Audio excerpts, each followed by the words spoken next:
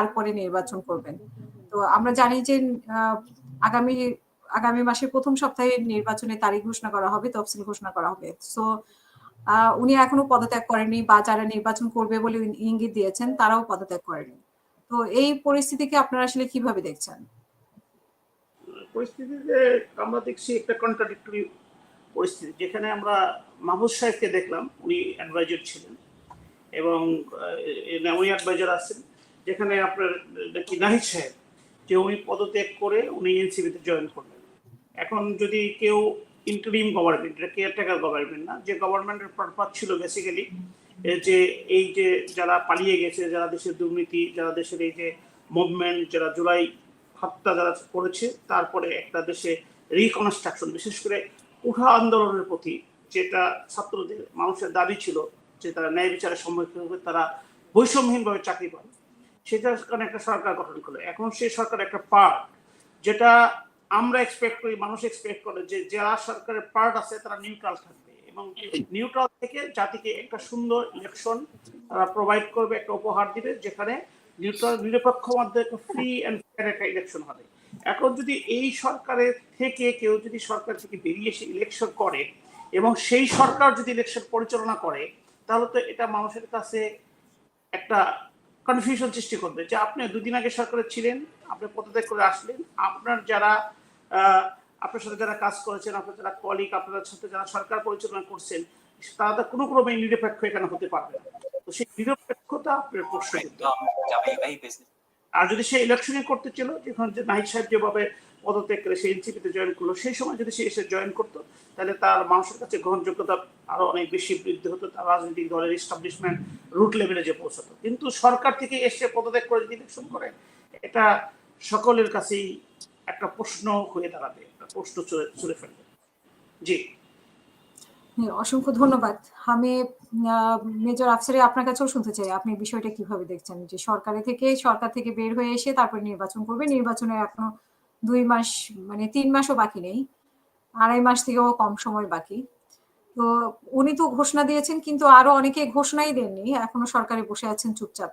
কিন্তু উনি ইঙ্গিত দিয়েছেন যে সরকারের ইঙ্গিত না, উনি তো সরাসরি বলেছেন সরকারের মধ্যে অনেকে নির্বাচনে অংশগ্রহণ করবে। জি, বিসমিল্লাহির রহমানির রহিম। আপনাকে এবং আমার সাথে যারা সহালোচক আছেন এবং যারা শুনছেন দেশ বিদেশ থেকে, দেশের মালিক জনগণ, আসসালামু আলাইকুম। দেখুন, যে যায় লঙ্কায় সেই হয় রাবণ। আর আমাদের দেশে নৈতিকতার খুবই অভাব। এই যে তরুণরা এত বড় একটা আন্দোলন করলো, সেই আন্দোলনের পরে অনেক তরুণদের মাঝেই যে চারিত্রিক অবক্ষয় হয়েছে, দ্বিধা দ্বন্দ্ব এবং বৈষম্য তৈরি, ক্ষমতার লোভ, টাকা পয়সার লোভ, এইটা বাংলাদেশের জনগণ আশা করেনি। বাংলাদেশের জনগণ যখনই কোনো কিছু ভালো আশা করে, তখনই তারা একটা ধাক্কা খায়, ঝড় আসে, আবার এটাকে নিয়ে আন্দোলন হয়, রক্তক্ষয় হয়, আবার আমরা আশার আলো দেখি। বাংলাদেশ 54 বছর হয়েছে স্বাধীন। এই 54 বছরে বাংলাদেশে আমি আমার জীবদ্দশায় দেখেছি, আমার তো বাংলাদেশের ইতিহাস পড়ে শিখতে হয়নি, আমি চোখে দেখেছি। এই বাংলাদেশে এমন হয়ে গেছে, বিশেষ করে গত 3টি টার্মের পর থেকে, যে খারাপ কাজ করা খুব সহজ। বাংলাদেশে আপনি একটা দেশে বাস করছেন, সেখানে খারাপ কাজ করা খুব কঠিন। বাংলাদেশে খারাপ কাজ করা খুব সহজ এবং খারাপ কাজে আপনার সঙ্গী সাথী খুব দ্রুত পাবেন। ভালো কাজ এখানে খুব কঠিন। ভালো কাজকে যারা করে তাদেরকে কর্নার করা হয়। এবং যারা বিশেষ করে ঢাকায় বসবাস করে, বাংলাদেশের আনাচে কানাচে সাধারণ মানুষ আছে, যে ঢাকায় যে শিক্ষিত সমাজ বাস করে, তাদের অধিকাংশ মানুষই দেখা যায় কোনো না কোনো লোভ বা ক্ষমতার লোভ বা অর্থের লোভ, চাকরির লোভ, নিয়োগ বাণিজ্য রাখেনি। এবং এই সরকার অনেককে প্রশ্রয় দিয়েছে, অনেককে সরকারের সাথে যোগাযোগ করার জন্য অনুমতি, পারমিশন বা যখন তখন সুযোগ দিয়েছে, আবার অনেককে দেয়নি। জনসাধারণের সাথে এই সরকারের কোনো সংযোগ নেই, যোগাযোগ নেই। তো আপনি তো প্রথম দিকে বলেছিলেন যে সরকার যে যখন ঐক্যমত্য কমিশন গঠন হয় তখন আপনারা ছিলেন সেখানে, আপনারা কিছু প্রস্তাব দিয়েছেন, সেগুলো শুনেছে। তো সেই জায়গা থেকে আপনারা সরে আসছেন কেন? তখন তো বলেছেন যে সরকার ভালো কাজ করছে বা না, সবার ঐক্যমত কমিশনেও বৈষম্য হয়েছে। ঐক্যমত কমিশনে সকল রাজনৈতিক দলের সুযোগ ছিল না, দেওয়া হয়নি। আবার ঐক্যমত কমিশনের গ্যাপে গ্যাপে আবার 3টি দলের সাথে আলাদা আলোচনাও করা হয়েছে, সেখানেও বৈষম্য তৈরি হয়েছে। তাছাড়া আমাদের দল এবং জোট আমরা ঐক্যমত কমিশনকেই গ্রহণ করিনি। আমরা বলেছিলাম যে এটা ঐক্যমত কমিশনের কোনো প্রয়োজন নাই এবং এটা ঐক্য গণতান্ত্রিক রাজনৈতিক দলগুলোর মধ্যে হতে পারে না। এখানে হওয়া উচিত ছিল আমাদের আবু সাইদ মুগ্ধদের সরকার, জনগণের সরকার। সুতরাং এই জুলাই আগস্টের যে আমাদের মিশন ভিশন বাসনা, সেইটা বাস্তবায়নের কমিশন করা উচিত ছিল। শিক্ষা কমিশন করা হয়নি, তারপরে আপনার নিরাপত্তা কমিশন করা হয়নি। এটা ঐক্যমত্য কমিশন করে সরকার একটা নাটক করেছে, লক্ষ লক্ষ কোটি কোটি টাকা খরচ করেছে এবং তামাশা করেছে। এই 15 বছর ডক্টর ইউনূস এর একটা বড় ক্রেডিট এবং ডিসক্রেডিট, পুরো জাতিকে তিনি কনফিউশনে রেখেছেন। কি হয় দেখি 26 তারিখে উনি কি বলেন, লন্ডন থেকে এসে কি বলেন, জাপান থেকে এসে কি বলেন। একটা জাতিকে এইভাবে অন্ধকারে রাখা এক ধরনের অপরাধ, পাপ। এবং প্রশাসনে কোনো রকম সংস্কার হয়নি এবং পুলিশে এই কিছুদিন আগে দেখলাম এই পোশাক পরিবর্তন ছাড়া তাদের চারিত্রিক আচরণ, দায়িত্ব, এইগুলো, আর স্বরাষ্ট্রমন্ত্রী তো পেট মোটা হলো কিনা, ওয়াইফের কাছে টাকা পাঠায় কিনা, এইগুলো খবর নিয়ে উনি সময় কাটিয়েছেন। পুলিশকেও সঠিকভাবে পুলিশের মধ্যে আমরা তো দেখলাম অনেক বদল করেছেন, কিন্তু এই বদল করে আসলে রদ বদল করে কি অর্জন করেছেন? শোনেন, 15 মাস, 1.25 বছর, এই বছরে পুরো পুলিশকে নতুন করে করা সম্ভব।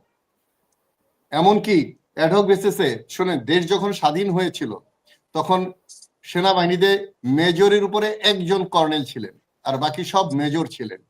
তারপরেও সেনাবাহিনী তৈরি হয়েছে। সেনাবাহিনীতে এখনো যদি এই যে 14 জন বন্দী আছে, কয়েকজন পলাতক আছে, এখন সেনাবাহিনী থেকে যদি উপরের থেকে ডজনকে ডজন অফিসার বাদ দিয়ে দেওয়া হয়, তারপরেও এই প্রশাসন চালানোর মতো দক্ষতা, ক্ষমতা এই মিড লেভেলের অফিসারদেরও আছে।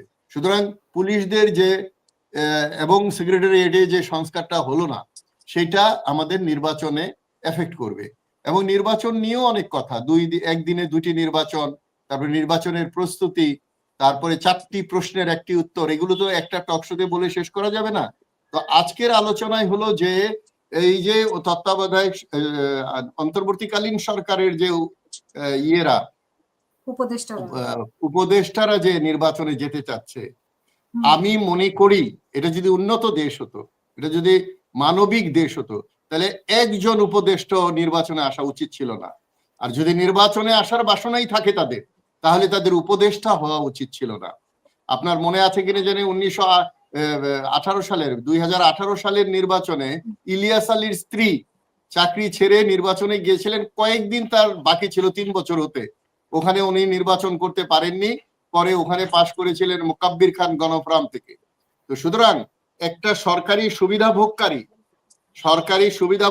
সরকারি সম্পদ অনৈতিকভাবে ভোগ করার পরে যেই উপদেষ্টারা বলে 20 কোটি টাকা লাগে এই নির্বাচন করতে, তারা এখন এই কয়েক মাসে 20 কোটি টাকা অ্যারেঞ্জ করে ফেললেন এবং ধানমন্ডির মতো জায়গায় বা বিশিষ্ট জায়গায় এগুলো তারা ইলেকশন করবেন।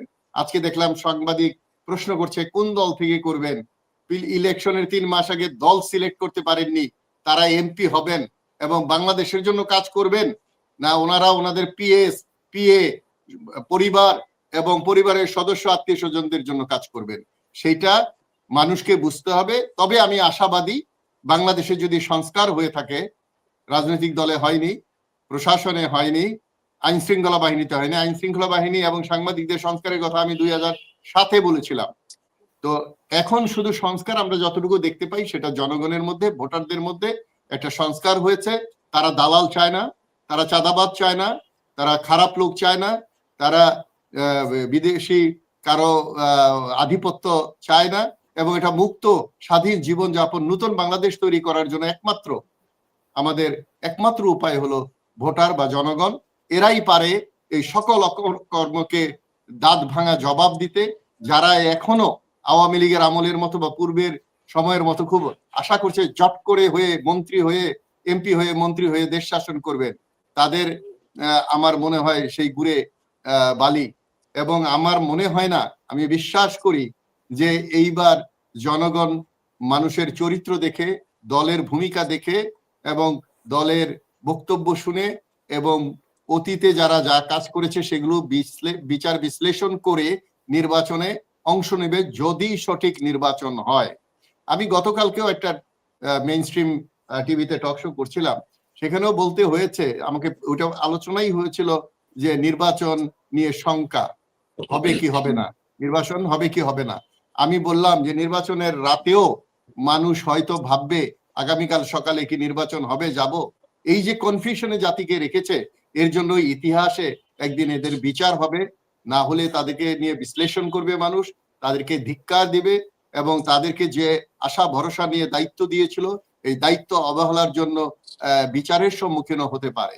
আমি জানি না কয়জন উপদেষ্টা ইলেকশন করলেই পাশ করে যাবে, আর পাশ করলেই যেই সরকার পাশ করবে, যেহেতু সংস্কার হয়নি, আমি একটা স্পষ্ট করে কথা বলি, যদি ধরে নেন জামাত ক্ষমতায় গেল, তাহলে বিএনপি এবং অন্য দল পরের দিন থেকে আন্দোলন করবে।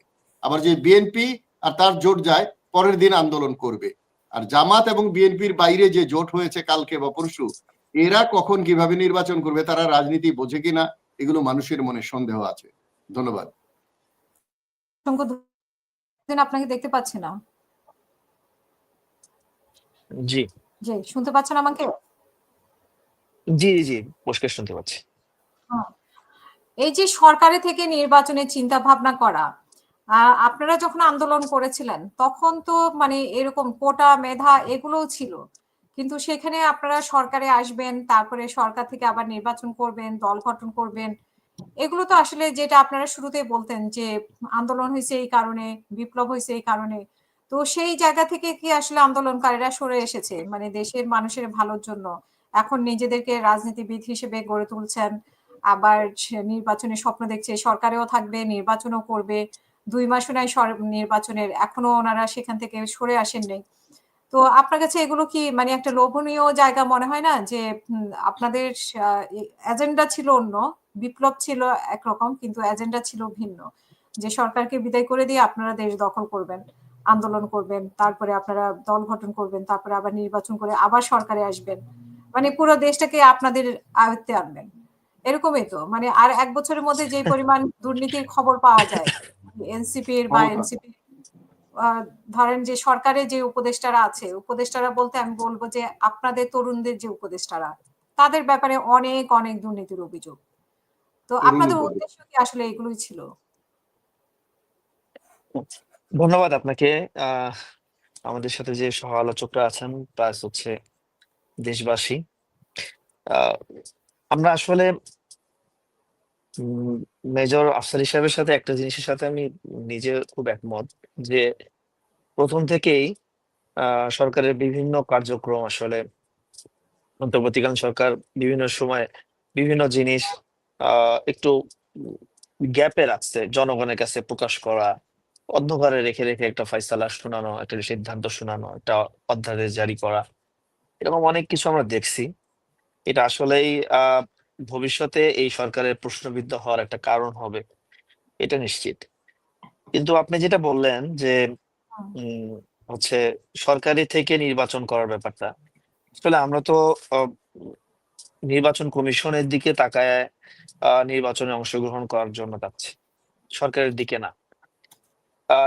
সরকার যদি হচ্ছে নির্বাচন কমিশনকে পরিপূর্ণ স্বাধীন মনে করা হচ্ছে এখনো পর্যন্ত, এবং তাদের স্ট্যান্ড কিন্তু কখনোই আপনি যেরকম বললেন যে ছাত্ররা অনেক সুবিধা নিচ্ছে বা সরকারে অংশগ্রহণ করছে, কিন্তু দেখেন ছাত্ররা যদি সুবিধায় নিত, সরকারের থেকে যদি ওইভাবে প্রভাবিত করারই চেষ্টা করত, তাহলে নিজেদের দলের মার্কা নিয়ে 6 বার মিটিং করতে হতো না, আর বারবার এটা নিয়ে নিজেদের মধ্যে তারপরে হচ্ছে সরকার পর্যায় পর্যন্ত মিটিং অথবা নির্বাচন কমিশন পর্যন্ত এটা নিয়ে বারবার আলোচনা করতে হতো না।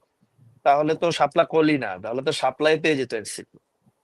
হ্যাঁ, তো আসলে ওইভাবে কখনোই সরকারকে প্রভাবিত করার জায়গা থেকে ছাত্র নেতৃত্ব কাজ করে। যদি প্রভাবিত না করে তাহলে আপনি 3টা দলের মধ্যে, অন্যান্য দল থাকতে 3টা দলের মধ্যে একটা দল এনসিপি হয়ে উঠলো কিভাবে? যাদের কোনো এখনো আমি ভিত্তি শক্ত হয়নি, নিবন্ধনও পেয়ে গেল খুব না অল্প সময়। না আসলে দেখেন, নিবন্ধন তো সরকার করে দেয়নি। নিবন্ধন তো একটা ক্রাইটেরিয়ার মাধ্যমে হয়েছে, সেগুলো ফুলফিল করার মাধ্যমে হয়েছে। হ্যাঁ, বরং আহ, ফেব্রুয়ারি 28 তারিখে যে এনসিপি হয়েছে, এই এনসিপি যদি 24-এর অক্টোবর মাসে হতো, সেপ্টেম্বর মাসে হতো, তাহলে গত বছর ডিসেম্বর মাসে এনসিপি ইয়ে পেয়ে যেত, একটা দল হিসেবে নিবন্ধন পেয়ে যেত।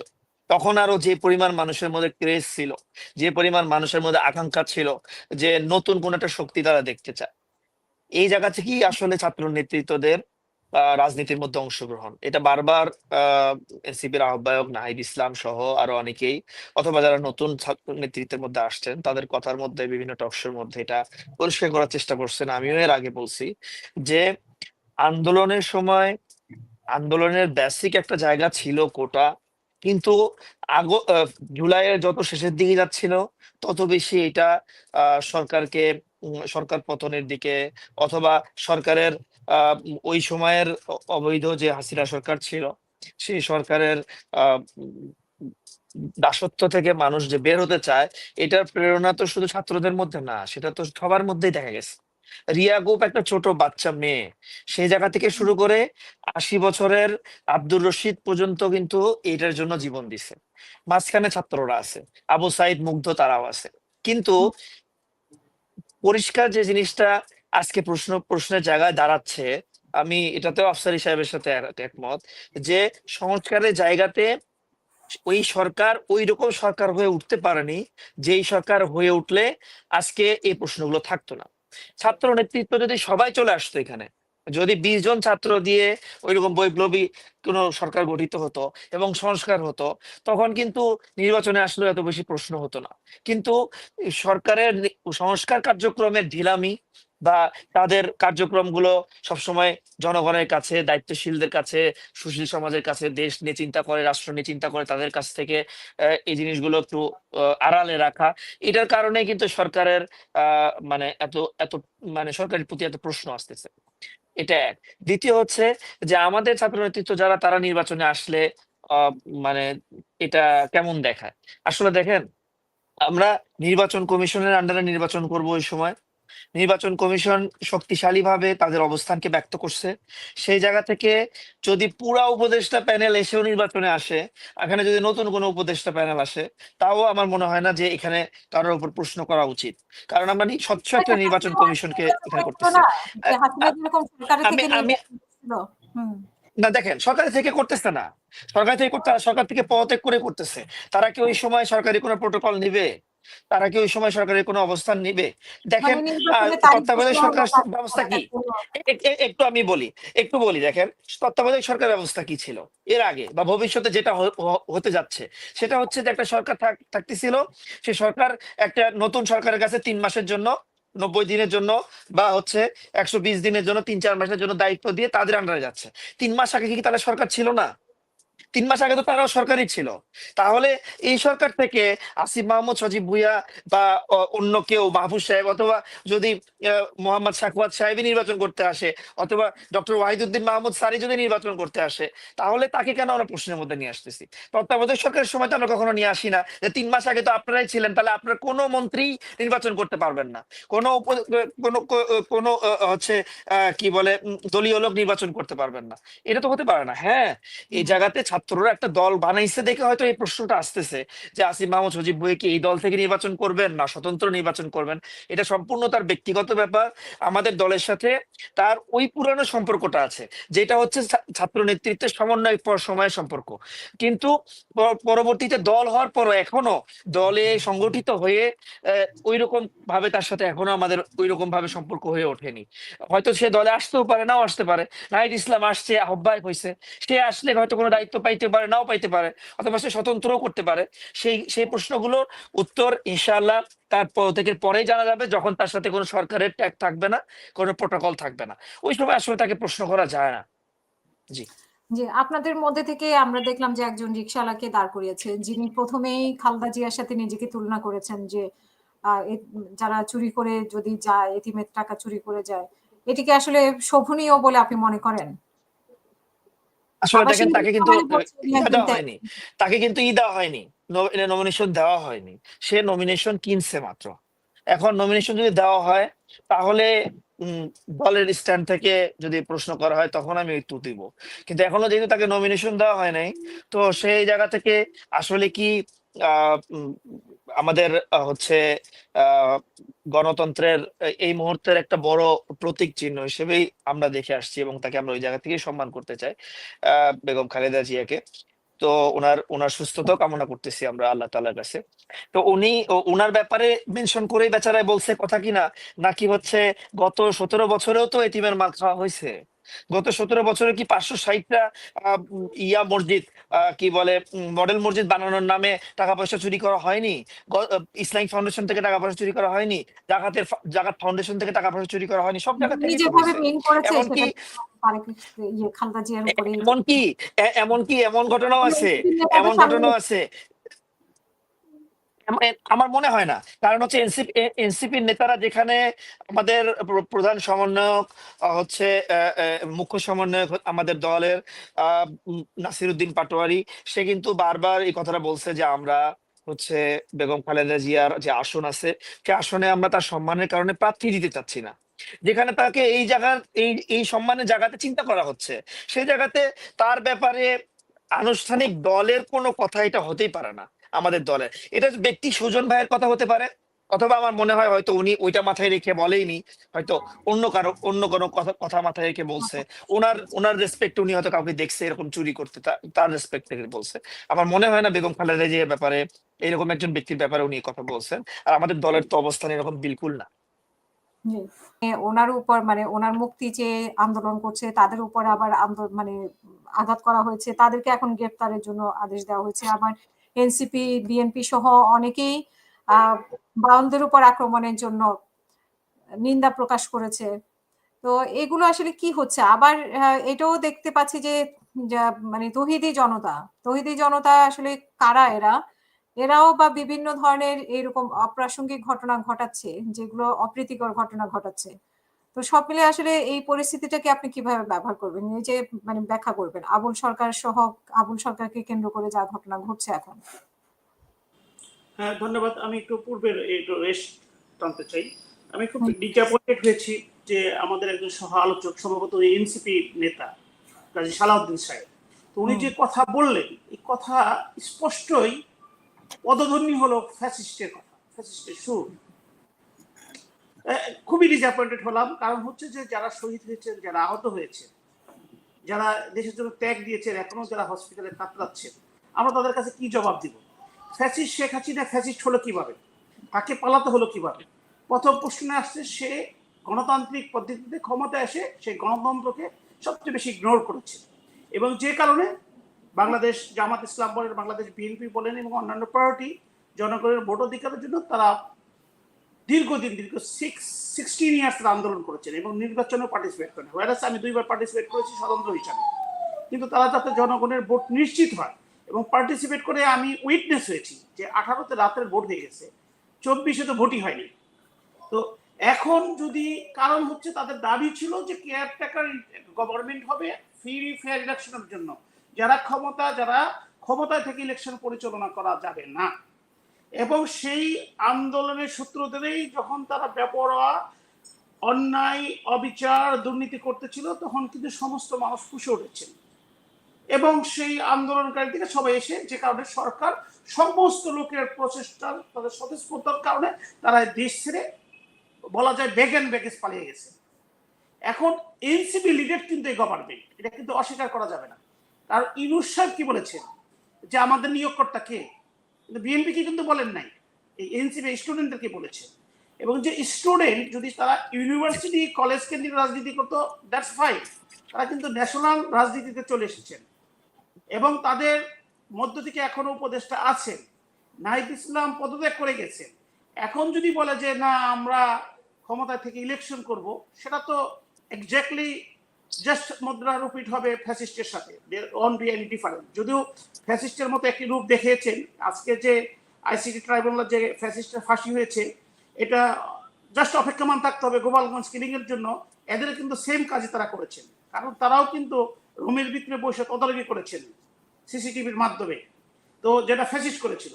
এখন বাংলাদেশের মানুষ যেটা এক্সপেক্ট করে যে হ্যাঁ একটা ফ্রি ফেয়ার ইলেকশন হবে, সেখানে ছাত্রদের উপর আমাদের অনেক বেশি আশা ছিল, অনেক বেশি আকাঙ্ক্ষা ছিল, অনেক বেশি নির্ভরশীলতা ছিল, কিন্তু তারা দুর্নীতিটাকে প্রাতিষ্ঠানিক রূপ দিয়েছেন। তার মধ্যে প্রাতিষ্ঠানিক রূপ দিয়েছেন যে উপদেষ্টাদের যারা পিএস ছিল মাত্র কয়েকদিনে তারা হাজার হাজার কোটি টাকা মালিক হয়ে গেছেন। দুর্নীতি দমন সেটার কোনো তদন্ত করে নাই, যেটা আমাদের সকলকে সবচেয়ে বেশি আহত করেছে, যে আমরা অ্যাটলিস্ট ফ্রি ফেয়ার একটা প্রসিডিউরাল ম্যাটার আমরা এক্সপেক্ট করতেছিলাম। অভিযোগ আসতেই পারে, কিন্তু অভিযোগটা কতটুকু সত্য কি প্রমাণ, সেটা যার বিরুদ্ধে অভিযোগ আসবে তারই দায়িত্ব হচ্ছে সেটাকে প্রমাণ করা, বিশেষ করে রাজনীতিবিদদের। যে আমার বিরুদ্ধে অভিযোগ আসলে আমাকে তথ্যপত্রের মাধ্যমে জাতির কাছে ক্লিয়ার করতে হবে, কারণ আমার চাওয়া, আমার পাওয়া, আমার যাওয়া সেটা হচ্ছে জনগণের কাছে। জনগণের আস্থা বিশ্বাস হচ্ছে একটা পলিটিশিয়ান, একটা পলিটিক্যাল পার্টির সবচেয়ে বড় সম্পদ, এবং সেই সম্পদের বলেই তারা হয়। যেমন আজকের যে রায়ের ব্যাপারেও সেই কথাগুলো প্রতিফলিত হয়েছে, সেটা অত্যন্ত ভালো লেগেছে যে ওনারা তো লোভের বাইরে আসতে পারেন নাই বারবার প্রাইম মিনিস্টার হওয়ার পরও। লোভটাকে ত্যাগ করতে হবে, লোভটা থাকতে হবে মানুষের কল্যাণ, মানুষের প্রবৃদ্ধি, মানুষের উন্নয়ন। এখন ইন্টারিম গভর্নমেন্ট থেকে বেরিয়ে এসে যদি আপনি ইলেকশন করেন এবং অন্যান্য যদি ইন্টারিম গভর্নমেন্ট থাকে, there is no difference between the fascist and the interim government, simple and full stop. এই ব্যাপারে আর কোনো কিছু বলতে চাই না, যে যত যুক্তি দেখায়। হ্যাঁ, যদি কেয়ারটেকার গভর্নমেন্টের কাছে তার ক্ষমতা ছেড়ে দেয়, ইন্টারিম গভর্নমেন্টের কেউ থাকবে না, that is absolutely fine. But what happen, কি হলো, যে খাইরুল হককে পিছিয়ে জোরান মুড়ি দিয়ে বেঁধে কাস্টডিতে কোর্টে ওঠানো হয়, আর যারা এই ফ্যাসিস্টের সহযোগী ছিল, যাদের বিরুদ্ধে আইসিটিতে মামলা আছে, তাদের এসি গাড়িতে করে নিয়ে আসা হয়। এর চেয়ে বড় বৈষম্যতা হতে পারে না, এর চেয়ে বড় বৈষম্যতার কোনো কারণ হতে পারে না। আমাদের মেজর আফসারি সাহেব, আমি সরি, কারণ আমি একজন আইনজীবী, আমি আইনজীবীদের পক্ষে বলতেছি না, কোর্টের পক্ষে বলতেছি না, আমি স্বাভাবিকতার কথা বলতেছি যে আইন সবার জন্য সমান হওয়া দরকার। আমরা দেখলাম যে অপরাধী এক অপরাধীকে, ইভেন সে ছিল কিন্তু বাংলাদেশের প্রধান বিচারপতি, এবং সে কিন্তু যে যত কিছুই বলুক, ওই যাত্রাবাড়ি কিলিং এর সাথে তাকে কোনোভাবে আপনি প্রমাণ করতে পারবেন না, তাকে বিশ্বাস করাতে পারবেন না। কিন্তু তার যেটা সবচেয়ে বড় অপরাধ, সে যে কনস্টিটিউশন অ্যামেন্ডমেন্ট করে এই তত্ত্বাবধায়ক সরকারকে টাইমিং বাদ দিয়েছে, কিন্তু ফাইনালি কিন্তু সে বাদ দেয় নাই। যে চাইলে এখন যে বর্তমানে যেটা আসছে, সেটা কিন্তু ত্রয়োদশ ইলেকশনে বলছে এই ইন্টারিম গভর্নমেন্টের অধীনে হবে, চতুর্দশ ইলেকশন থেকে আপনার কেয়ারটেকার গভর্নমেন্ট হবে। তাহলে ত্রয়োদশ ইলেকশনে যারা ক্ষমতায় আছে তারা থাকবে, তারা হচ্ছে মোরালিটি বলেন, মানে নৈতিকতা বলেন, এবং ইলিগেল, তাদের ইলেকশনে আসাটা কোনো ক্রমেই ভালো দেখায় না। জাস্ট ইটস এ প্রতিচ্ছবি অফ দ্য ফ্যাসিস্ট। এই যে এটাই এখন পরবর্তীতে আসেন বাউল শিল্পীদের কথা বলছেন। হ্যাঁ, বাংলাদেশ অবশ্যই এই দেশ, যেমন সিলেটের শাহজালাল রাদিয়াল্লাহু ইসলামের মাধ্যমে, সুফিদের মাধ্যমে এই দেশে এসেছে। সুফিরা মানে এই না যে তারা আমাদের মহান সৃষ্টিকর্তা, আমাদের রাব্বুল আলামিন, আমাদের মহানবী হযরত মুহাম্মদ সাল্লাল্লাহু আলাইহি ওয়াসাল্লাম এবং সাহাবী, যারা ইসলামের জন্য জীবন দিয়ে গেছেন, যারা সমস্ত স্যাক্রিফাইস করে দিয়েছেন।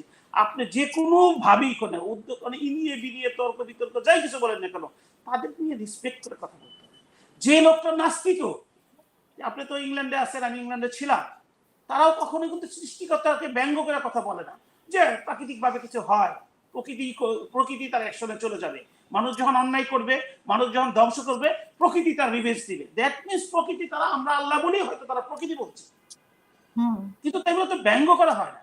এখন যে এই যে বাউল আবুল সরকারের ব্যাপারটা নিয়ে, এই জিনিসটা নিয়ে আমার কাছে মনে হচ্ছে কি তা জানেন, আমাদের দৃষ্টিভঙ্গিটাকে চেঞ্জ করে দেওয়া হচ্ছে রাষ্ট্রীয় পৃষ্ঠপোষকতা। সিম্পল, আপনি দেখেন যে এখানে ওই যে মাজহার সাহেব, উনি তাদের পক্ষ নিয়েছেন, ওনার ওয়াইফ কিন্তু উপদেষ্টা মন্ডলীর, এবং এই সরকার, এই আন্দোলনের, এই মুভমেন্টের উনি কিন্তু ওয়ান অফ দ্য পিলার। তাকে বাদ দিয়ে এই মুভমেন্ট কখনো আপনি ভাবতে পারবেন না। তার শিষ্য, তার ভক্তরাই কিন্তু সরকার পরিচালনা করছেন, উনি কিন্তু একটা অবস্থান নিয়েছেন। তো আমাদের কাছে মনে হচ্ছে যে বাংলাদেশের যত পলিটিক্যাল পার্টি, তারা তো জনগণের স্বার্থে কাজ করবে। I am very disappointed. আপনারা এখানে মাধ্যমে বলতেছে আমাদের বন্দর ইজ আওয়ার হৃৎপিণ্ড। হ্যাঁ, আপনি দিবেন স্বচ্ছতার জন্য, উন্নয়নের জন্য দিবেন, ভেরি গুড, কিন্তু আপনি ফ্যাসিস্টের পদালঙ্গ কেন ফলো করতেছেন? আপনি বলেন জনগণকে যে এই কারণে দিয়ে হবে, এটার জন্য দেশ উন্নতি হবে, এটার জন্য আমাদের নিরাপত্তার কোনো সমস্যা হবে না। জনগণকে let then opinion, get the opinion. আপনি গণভোটের আয়োজন করতেছে, গণভোটের আয়োজন করতে হবে বন্দরের ব্যাপারে, কারণ ইটস আওয়ার হৃৎপিণ্ড, ইটস আওয়ার হার্ট। আপনি বিদেশিদের কাছে তুলে দিবেন যে আর আমরা কিছু জানবো না, আমাদের কোনো ব্যাখ্যা দিবেন না, কেন তুলে দিচ্ছেন, কোন কল্যাণে তুলে দিচ্ছেন, এতে মানুষ বেনিফিট কিভাবে হবে জানি না। আমি এখানে গাজী সালাউদ্দিন সাহেব রাজনীতিবিদ, এখানে আমাদের মেজর সাহেবও রাজনীতিবিদ, আমিও রাজনীতির সাথে সম্পৃক্ত। আমার মূল উদ্দেশ্য যত ওকালতি করি রাজনীতি করি। আমি আপনাকে গত 2 দিন আগে ঘটনা একটা বলি। আমি কিন্তু ইনিয়ে বিনিয়ে মিথ্যা কথা বলার চেষ্টা করি না, উপন্যাসিকদের মধ্যে কোনো মিথ্যা কথা বানিয়ে বলার চেষ্টা করি না। কারণ জীবন্ত বাংলাদেশের এইসব শত না হাজার হাজার কোটি কোটি মিলিয়ন জীবন্ত ধারা আছে। গত পরশুদিন রাত্রে আমার খুবই ঘনিষ্ঠ, আমার এলাকা নাম মামুন, তার বাবা একজন বীর মুক্তিযোদ্ধা, তার ছেলেটা অসুস্থ, সমস্ত ঢাকা শহরে শিশু হসপিটাল, ঢাকা মেডিকেল কলেজ থেকে ইভেন আমি একটা প্রতিষ্ঠানের লিগ্যাল অ্যাডভাইজার, সেখান থেকে আরম্ভ করে সমস্ত প্রতিষ্ঠানে তার ছেলেটাকে, শিশু ছেলেটাকে নিয়ে ঘুরছে। অক্সিজেনের দরকার, কোথায় পায়নি। সকাল 6:30 5টা দিকে আমাকে ফোন করতেছিল ফজরের নামাজের পর থেকে। আমি ফোন দিয়ে কাউকে ফোন দেওয়ার সাহসও পাই নাই যে তাকে একটু হেল্প করি। অবশেষে একটা জায়গায় প্রাইভেটে আইসিইউতে ভর্তি করছে। তারপরে দিয়ে আপনার আমি আমার যেটা লিগ্যাল অ্যাডভাইজার, সেখানে আমি ডাইরেক্টর মহোদয়ের সাথে কথা বললাম। উনি বললেন যে একটু কেস হিস্ট্রিটা পাঠিয়ে দেন, আমরা ব্যবস্থা করতেছি। যে কেস হিস্ট্রি যখন আনতে গেছে তার ইন্ডামেন্টারে সে মারা গেছে। এই যে একটা ছেলে মারা গেছে, এটা কিন্তু বাংলাদেশে সিম্পল না, এটা প্রতিনিয়ত ঘটছে। ওই লোকটা গ্রাম থেকে ঢাকা পর্যন্ত আনার সৌভাগ্য হয়েছিল, কিন্তু গ্রামে যারা জন্মগ্রহণ করছে গ্রামে, তারা এক গ্রাম থেকে হসপিটাল নিয়ে যাওয়ার কোনো সৌভাগ্য নাই। আর সরকারি হসপিটালে কোনো সিট নাই। সে আপনার যতই মুমূর্ষু রোগী হোক না কেন, যত বয়সী হোক না কেন, তাহলে আমি কি সংস্কার পেলাম? সংস্কারে যেটা দেখলাম, আমাদের বিদেশ থেকে উঠে এসে সাহেব আলী রিয়া সাহেব বাংলাদেশকে ব্যবচ্ছেদ করার জন্য সর্বোচ্চ চেষ্টা করছে প্রদেশের নামে। আপনাদের সহযোগিতায়, বিশেষ করে টেবিল টককে আমি ধন্যবাদ জানাই। আমি বিভিন্ন টকশোতে পার্টিসিপেট করে তুলে ধরার চেষ্টা করছি যে দেশের একটা মাত্র ল্যাঙ্গুয়েজ, যে দেশের একটা মাত্র, মানে 10% অন্যান্য ধর্মাবলম্বী থাকলে আমরা 90% মুসলিম এবং আমরা সুন্নি মুসলিম, আমাদের একটা মাত্র ল্যাঙ্গুয়েজ এবং সমতল ভূমি, আমাদের কেন প্রদেশের দরকার নাই। ঠিক আমি কেন বাউল শিল্পীর মধ্যে আসছি, এই দেশে আপনি রাজনীতি করেন, দেশের আপনি কোনো সামাজিক প্রোগ্রামের মধ্যে সামাজিক সংগঠন করেন, কালচারাল সংগঠন করেন, এই দেশের মানুষের অন্তঃস্থলে ধারণ করে রিলিজন, ধর্ম, বিশ্বাস, সেটাকে ব্যঙ্গ করার তো কোনো সুযোগ নাই। আবার এই দেশে কিন্তু মানে এটা তো একটা উদ্দেশ্য প্রণীত হইতে পারে, মানে এরকম একটা ঘোলাটে পরিস্থিতি ধারণা এই সরকার ইন্টেনশনালি এইটা দিয়ে করতেছে মানুষের দৃষ্টিভঙ্গিকে চেঞ্জ করার জন্য। আদারওয়াইজ এই আমলে ফ্যাসিস্টের পরিবর্তে এখন যারা লিড দিচ্ছে, একটা ভেরি ফ্র্যাঙ্কলি ট্রু, যে যারা যেমন হেমাদ ইসলাম মামুনুল হক সাহেব ফ্যাসিস্ট আমলে জেলে ছিলেন, জামাত ইসলাম নিষিদ্ধ ছিলেন, বিভিন্ন ধর্মীয় সংগঠনগুলো তারা যেমন আজহারি সাহেব বাংলাদেশে আসতে পারতেন না, এখন তাদের সভা সমাবেশ, ইভেন কি পাকিস্তানের জামাত ইসলামের লোক আইসা এখানে আপনি অনুষ্ঠান করছেন, প্রধান অতিথি হচ্ছেন, কাশ্মীরের স্বরাষ্ট্রমন্ত্রী এখান থেকে এসে তারা অনুষ্ঠান করছে, এখানে কোনো প্রতিবন্ধকতা হচ্ছে না, তাদের স্বর্ণযুগ যাচ্ছে। এই মুহূর্তে একজন বাউল শিল্পী কিভাবে তার সাহস হয় আমাদের সৃষ্টিকর্তাকে নিয়ে ব্যঙ্গ করা, এবং তার পক্ষে এনসিপি অন্যান্য আদার্স পার্টি যাদের বলেন তাদেরকে প্রকাশ্য সহযোগিতা, তাদের এমন কি শক্তি আছে? কারণ এই দেশের দুইটা জিনিসকে আপনি কোনো ক্রমে ইগনোর করতে পারবেন, একটা হচ্ছে ধর্ম আর হচ্ছে মহান মুক্তিযুদ্ধ। এটাকে আপনি যত বেশি ইগনোর করবেন তত বেশি আপনি দূরে চলে যাবেন। অনেকেই এটার সাথে কনফ্লিক্ট চেষ্টা করে, একটার সাথে একটা বাজিয়ে দেওয়ার চেষ্টা করে, যে বাজিয়ে যায় সে হেরে যায়, যে বাজিয়ে দিবে সে হেরে যাবে। কারণ 30 লক্ষ শহীদের রক্তের বিনিময়ে আমরা একটা স্বাধীনতা পেয়েছি, যেখানে ধর্মের বিরুদ্ধে আবদ্ধ হয়েছিলাম আমরা, সেখানে বৈষম্যের কারণে কিন্তু আমরা বেরিয়ে আসতে বাধ্য হয়েছি। সেই কারণে মানুষের অন্তঃস্থলে, হৃদয়ে কিন্তু এই মুক্তিযুদ্ধ বাংলাদেশকে, বাংলা ভাষাকে ধারণ করে, এবং সাইড বাই সাইড কোনো অংশেই কম না, বরাবর বৃহত্তর, তারা ধর্মকে ধারণ করে, তারা আমাদের সৃষ্টিকর্তা মহান রব্বুল আলামিনকে ধারণ করে, তারা আমাদের নবী করিম সাল্লাল্লাহু আলাইহি ওয়াসাল্লাম, সাহাবী এবং ইসলামের জন্য যারা কন্ট্রিবিউট, এবং যে কোনো লোককে। কিন্তু এই যে একটা বিষয়টা এই মুহূর্তে যে আলোচনায় আসছে, এটা মানুষ মনে করতেছে যে বন্দর টন্দর বিভিন্ন বিদেশিদের কাছে তুলে দেওয়ার একটা পায়, তারা মানুষকে বিভিন্ন ভাবে এঙ্গেজ রেখে তাদের দৃষ্টিভঙ্গি চেঞ্জ, নমরেজ এইটা। ইভেন কি আমি তো গ্রামের সাথে রিলেটেড, যেদিনকে ফ্যাসিস্টের ফাঁসির রায় ঘোষণা করা হলো সেই দিনকে তার 2 দিন পর, মানে গত সপ্তাহে আমি I have been in my place, আপনি জানেন মাঝে সবসময় গ্রামে যে 2বার ইলেকশন করেছি, একদম সাধারণ মানুষ আমাকে এসে বলতেছে যে শেখ হাসিনার ফাঁসির রায়ের দিন নাকি শুনছি বন্ধ দিয়ে দিছে বাংলাদেশের বিদেশিদের হাতে, বুঝে লাইনে বলতেছে যে 32 তো পুইরা বাইরে শেষ করে দিছি, ইট পাথর থাকার কথা না, আবার ওখানে স্টুডেন্টকে দিছে কিনা এই বন্দর দেওয়ার পাইতারা করতেছে। আপনি দেখেন তার কনসিকুয়েন্টলি 2 দিন পরে এই বাউল শিল্পীর নাটক সারা বাংলাদেশের মানুষকে ব্যস্ত রাখছে। সব শিক্ষিত যারা রিলিজিয়াস, যারা ধর্মকে মনে প্রাণে ধারণ করে, যারা যারা এই ইসলামকে ধারণ করে তাদেরকে কিন্তু এই বাউল সরকারকে দিয়ে ব্যস্ত রাখা হয়েছে, যাতে তারা বন্ধন নিয়ে কোনো কথা বলতে পারে না। কারণ দিন শেষে যদি আমাদের যারা রিলিজিয়াসলি যারা ইনভলভ আছেন, যারা দেশ মাতৃকাকে ভালোবাসেন, তারা যদি বুঝতে পারেন যে এখানে আবার সেই ইস্ট ইন্ডিয়া কোম্পানির মতো যারা সাগরে এসে দেশটাকে নিয়ে 200 বছর পরাধীন রাখছিল, আবার এখন উপর থেকে উড়ে এসে কেউ আবার এই দেশটাকে বন্দরের নামে নিয়ে যাবে, যেখানে আমাদের নিরাপত্তায় থাকবে, যে দেশে মানুষের চিকিৎসা নাই, খাবার নাই। আমি তো আপনাকে এক্সাম্পল করে বললাম, পারলে আমি তো এভিডেন্স দিয়ে বললাম যে একটা লোক চিকিৎসা পাচ্ছে না, আপনি আবার কি এরকম উন্নয়ন দেখাবেন? আপনি কোনো হসপিটালে সংস্কার করেছেন? চিকিৎসা যেটা মানুষের সবচেয়ে মৌলিক বিষয়, শেষ করবেন। চিকিৎসা পাবেন। তারপরে যে আছে ইউনুস সাহেব সম্বন্ধে বলতে হয়, 44 বছর ধরে উনি গ্রামীণ ব্যাংক করছেন, এতদিন উনি বলেছেন যে জাদুঘরে এই গরিব মানুষকে জাদুঘরে খুঁজে পাওয়া যাবে। কি জাদুঘরে কোনো গরিব মানুষ গিয়েছেন?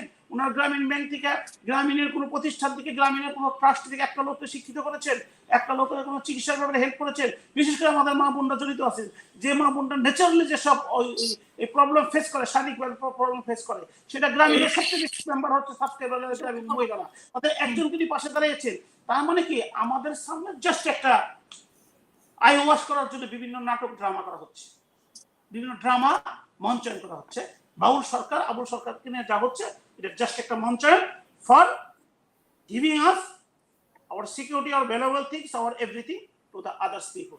কারণ একটা ইনক্রিম গভর্নমেন্টের কোনো ক্ষমতা নাই। কারণ আপনার পাবলিক যারা, মানে কি, আমি যে সরকার নির্বাচিত করুন, আমি সেই সরকারকে রিপ্রেজেন্ট করি। আমি যে দলের সাথে ইনভলভ আছি, আমার লোক যদি নির্বাচিত, আমি তার দায়বদ্ধ গ্রহণ করবো। আমি স্বতন্ত্র হিসেবে ব্যক্তিগতভাবে আসি কেন, তাকে পাইকান না পাক জনগণ তো আমাকে বলো, এই বেটা তুই তো ওই পার্টি করছিস, এখন তো আমার সঙ্গে গালি বাদ দেয় যে এই বেটা তো আওয়ামী লীগ করতো, ফ্যাসিস্ট। আমি যে আওয়ামী লীগ তো আমি 2018 বাদ দিচ্ছি, জেল কাটছি, এবং এই আমলেও জেল কাটছি, এবং আপনার সবচেয়ে বেশি টেবিল টকে আমি ফ্যাসিস্টের বিরুদ্ধে কথা বলছি। আমি ওয়ান অফ দা আপনার জুলাইয়ের মধ্যে সবচেয়ে বেশি, যখন আপনি অনেককে রেখে পান নাই, ইন্টারনেটের পরে কেউ ছিল না তখন, ইন্টারনেট বন্ধ ছিল না। তাহলে এখন এদেরকে আপনি কিভাবে, আলী রিয়াজ এখন কোথায় পাবেন, কোথায় চলে গেছে? ডক্টর ইউনূস সাহেবকে কোথায় পাবেন? উনি তো ম্যাক্সিমাম দেশের বাইরে থাকেন। এবং যারা আসছেন, যারা করছেন, এখন যে বন্দরগুলো যে বিভিন্ন চুক্তি হচ্ছে, কার মাধ্যমে চুক্তি হচ্ছে? এখানে কোনো রাজনৈতিক দলের অ্যাপ্রুভাল আছে? ইন্ডিউস আছে কোনো রাজনৈতিক দলের এন্ডোর্সমেন্ট আছে এইসব চুক্তির মধ্যে? Who will take the responsibility? Whom will take? এবং আপনাকে আরেকটা কথা বলি, আপনার মাধ্যমে তো অনেক ভবিষ্যৎবাণী করি, দিন শেষে যাদেরকে আপনি চুক্তি এই বন্দরগুলো তুলে দিচ্ছেন না, আমাকে বিশ্বাস করেন, ওই বন্দর যারা গ্রহণ করতে চুক্তি হতে, তারাই ফ্যাসিস্টকে সবচেয়ে বেশি সাপোর্ট দিব, বিকজ অফ তারা এই দেশে এক্সিস্ট করার জন্য। ফ্যাসিস্টটা কিন্তু 50% না হলেও 40% কিন্তু তারা, একমাত্র ব্যারিস্টার আশরাফ ব্যতীত আওয়ামী লীগ আর কেউ ত্যাগ করে নাই। সবাই কিন্তু এই যে যাদেরকে আপনি খালকেটে কুমড়ে আনতেছেন, এরাই দিন শেষে, কারণ অনেকে অগুছানো, অগুচ্ছিত, কিন্তু যারা পালিয়ে গেছে, যারা পলাতক আছে, তারা কিন্তু কেউ অগুছানো। ইন দ্য মিন টাইমে তারা অলরেডি অর্গানাইজড হয়ে গেছে, তাদের বিভিন্ন অ্যাক্টিভিটিস আমরা দেখতে পাই। অতএব যারা বন্ধন নিবে, তাদের ওই ইনভেস্টমেন্ট এবং তাদের স্বার্থ রক্ষা করার জন্য ওনারাই আবার তাদেরকে স্টাবলিশ করবে, এবং ভেরি শর্ট টাইম। ধন্যবাদ আপনাকে। অসংখ্য ধন্যবাদ মেজর আফসারি। আপনি অবশ্যই দর্শকের প্রশ্নের উত্তর দিবেন, আপনি হয়তো লিখে রেখেছেন। পাশাপাশি আমি যেটা আরেক দর্শক কমেন্ট করেছেন যে ওসি প্রদীপের তো এখনো কিছু হলো না, যেটা আমরা আশা করেছিলাম যে এই সরকারের সময় হবে। আর আরেকটি মানে সাগর রুনি হত্যা, কিছু কিছু বিচার আছে যে আমরা এই সরকারের সময় আশা করেছিলাম, বাট এগুলো বিডিআর হত্যার কমিশনের এখনো তো রিপোর্ট আমরা পাইনি। পাশাপাশি আপনার কাছে আবুল সরকারকে নিয়ে যে কাহিনী হচ্ছে, এবং আজকেও আমরা দেখলাম, মানে এটা একটা পর্যায়ে থামছে না, মানে সরকার থেকে বিভিন্ন দল থেকে মনে হয় যে বাড়ানো হচ্ছে প্রতিদিনই। তো এটা এই যে অনেকে বলছেন যে এটা একটা নাটক, তো এইগুলো করে আসলে কি লাভ হচ্ছে? মানে নির্বাচন বানচাল করার উদ্দেশ্যে এগুলো করা হচ্ছে, নাকি বন্দর, নাকি আরো অনেক কিছু সরকারের গোপন এজেন্ডা আছে কোনো, সেগুলোর জন্য এগুলো করা হচ্ছে, বা মানুষকে কেন ব্যস্ত রাখছে এইসব দিকে?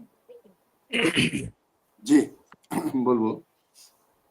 প্রথমেই শেষ কথাটা বলে শুরু করতে চাই যে আমাদের গ্রামীণ অঞ্চলে একটা কথা আছে, আল্লাহর মাই দুনিয়ার ভাই। জনগণকে ফাঁকি ফুকি দিয়ে যদি দুইজন অসৎ এমপি হয়েও যায়, তাদের বিচার এই পৃথিবীতে হয়েছে, বাংলাদেশ দেখেছে। আমরা অতীত থেকে কোনো শিক্ষা নেই না।